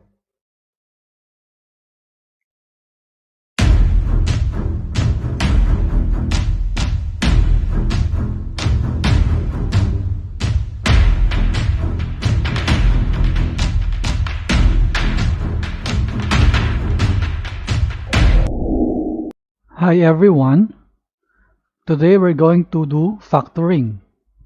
We will factor sum and difference of two cubes. And this is the form x cubed plus or minus y cubed. First, let us review our special product when we multiply binomial times trinomial of this form. So x plus y times x squared minus xy plus y squared. The product is x cubed plus y cubed. Our product here is related to our binomial factor. It's like we take the first term of the binomial factor, put it here, and then put a power 3. And then the positive sign is copied here. The second term y is written here and then power 3. So let us analyze the trinomial factor. The first term of this trinomial factor is the square of x, and the x is actually the first term of our binomial factor. The y squared is the square of y, and that y is the second term of our binomial factor. The middle term is the product of these two terms in the binomial factor, x times y. But on the pattern, we should write the opposite sign. So our special product here now is the sum of two cubes. Also, when we have the x minus y times x squared plus xy plus y squared, the answer is x cubed minus y cubed. And this is the difference of two perfect cubes. The pattern is the same. The binomial factor is related to our product. The first term x is placed on the product and with power 3, and then minus. Take note that our sign here is the same with our sign in our product, followed by the y is placed here and then with power 3. For the trinomial factor, the first term x squared comes when we square the first term x in here. The last term y squared comes from when we square the negative y.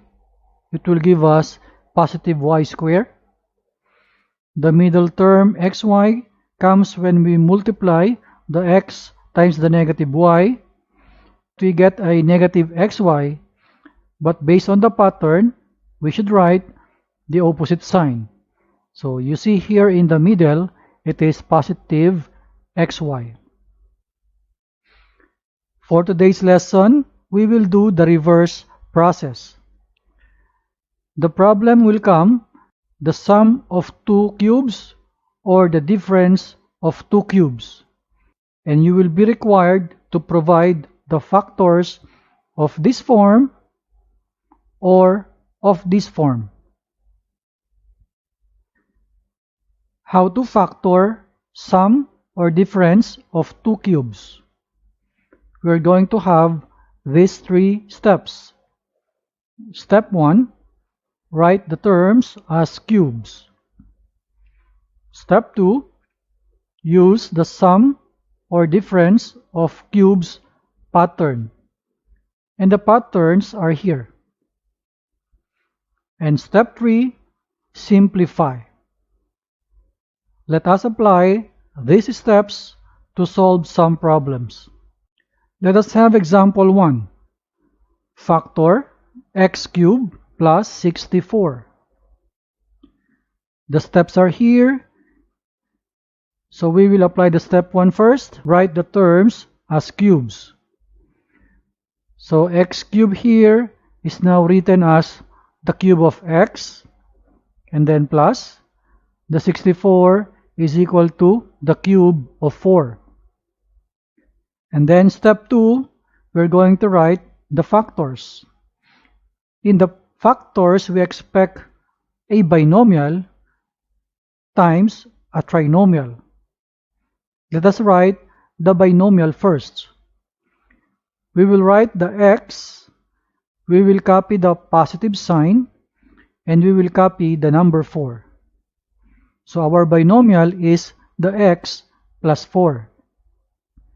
For the trinomial, the first blank is the square of this x. So I write here the square of x.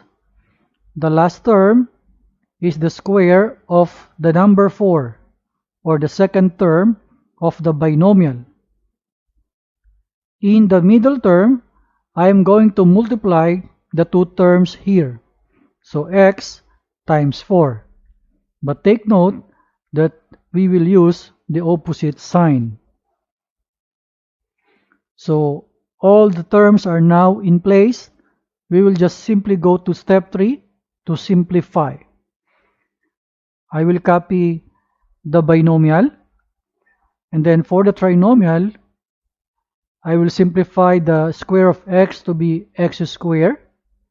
The middle term becomes negative 4x, and the 4 square is now written as 16. So this is our final answer. Let's have example 2. Factor 8x cubed minus 27y cubed. Let us first write the terms as cubes. The 8x cubed is now the cube of 2x, and then minus the 27y cubed is now the cube of 3y. Step 2, we will write the factors. Again, in the factors, we expect binomial times trinomial. let us begin with a binomial. I will now copy the 2x, and then the negative sign is copied here, followed by the second term, and that is the 3y. So our binomial is 2x minus 3y. For the trinomial, the first blank is reserved for the square of 2x. The last term is reserved for the square of this negative 3y. Look at the middle term. I'm going to multiply the 2x and the negative 3y here, but later we should write the opposite sign. If I multiply a positive by a negative number, of course the sign will be negative. But based on the pattern, I should write the opposite sign. So going to step 3, I will now simplify. First, I copy down here the binomial factor. For the first term, the square of 2x is now 4x squared. For the middle term, I multiply the 2x times the negative 3y. It will be negative 6xy, but I should write the opposite sign. So this is plus. The square of negative 3y is now positive 9y squared. So this is our final answer. Let's have example 3. Factor negative 2x cubed y squared minus 16y raised to 5. We can observe that the terms are not perfect cubes. But remember, let us check for greatest common factor. I observe that the GCF is the negative 2y squared. So when I factor out the GCF, the first term becomes x cubed. The second term becomes positive 8y cubed. And from here, we can now apply our steps in factoring sum of two cubes. Let us write the terms as cubes. So first I copied the GCF, negative 2y squared, and then the x cube is now written here as the cube of x. For the 8y cube is now the cube of 2y. Now let us go to step 2. Let us write the factors. We expect binomial times trinomial. So in our binomial, let us now write the x followed by the positive sign followed by the 2y. So our binomial is x plus 2y. For the trinomial, the first term is the square of x. The last term is the square of this 2y. The middle term is the product of the two terms of the binomial factor, but we should write the opposite sign. So all the terms are now in place. We will now simplify. I copied first the GCF followed by the binomial factor. Let us simplify now our trinomial factor. The first term is now x squared. The middle term is now negative 2xy.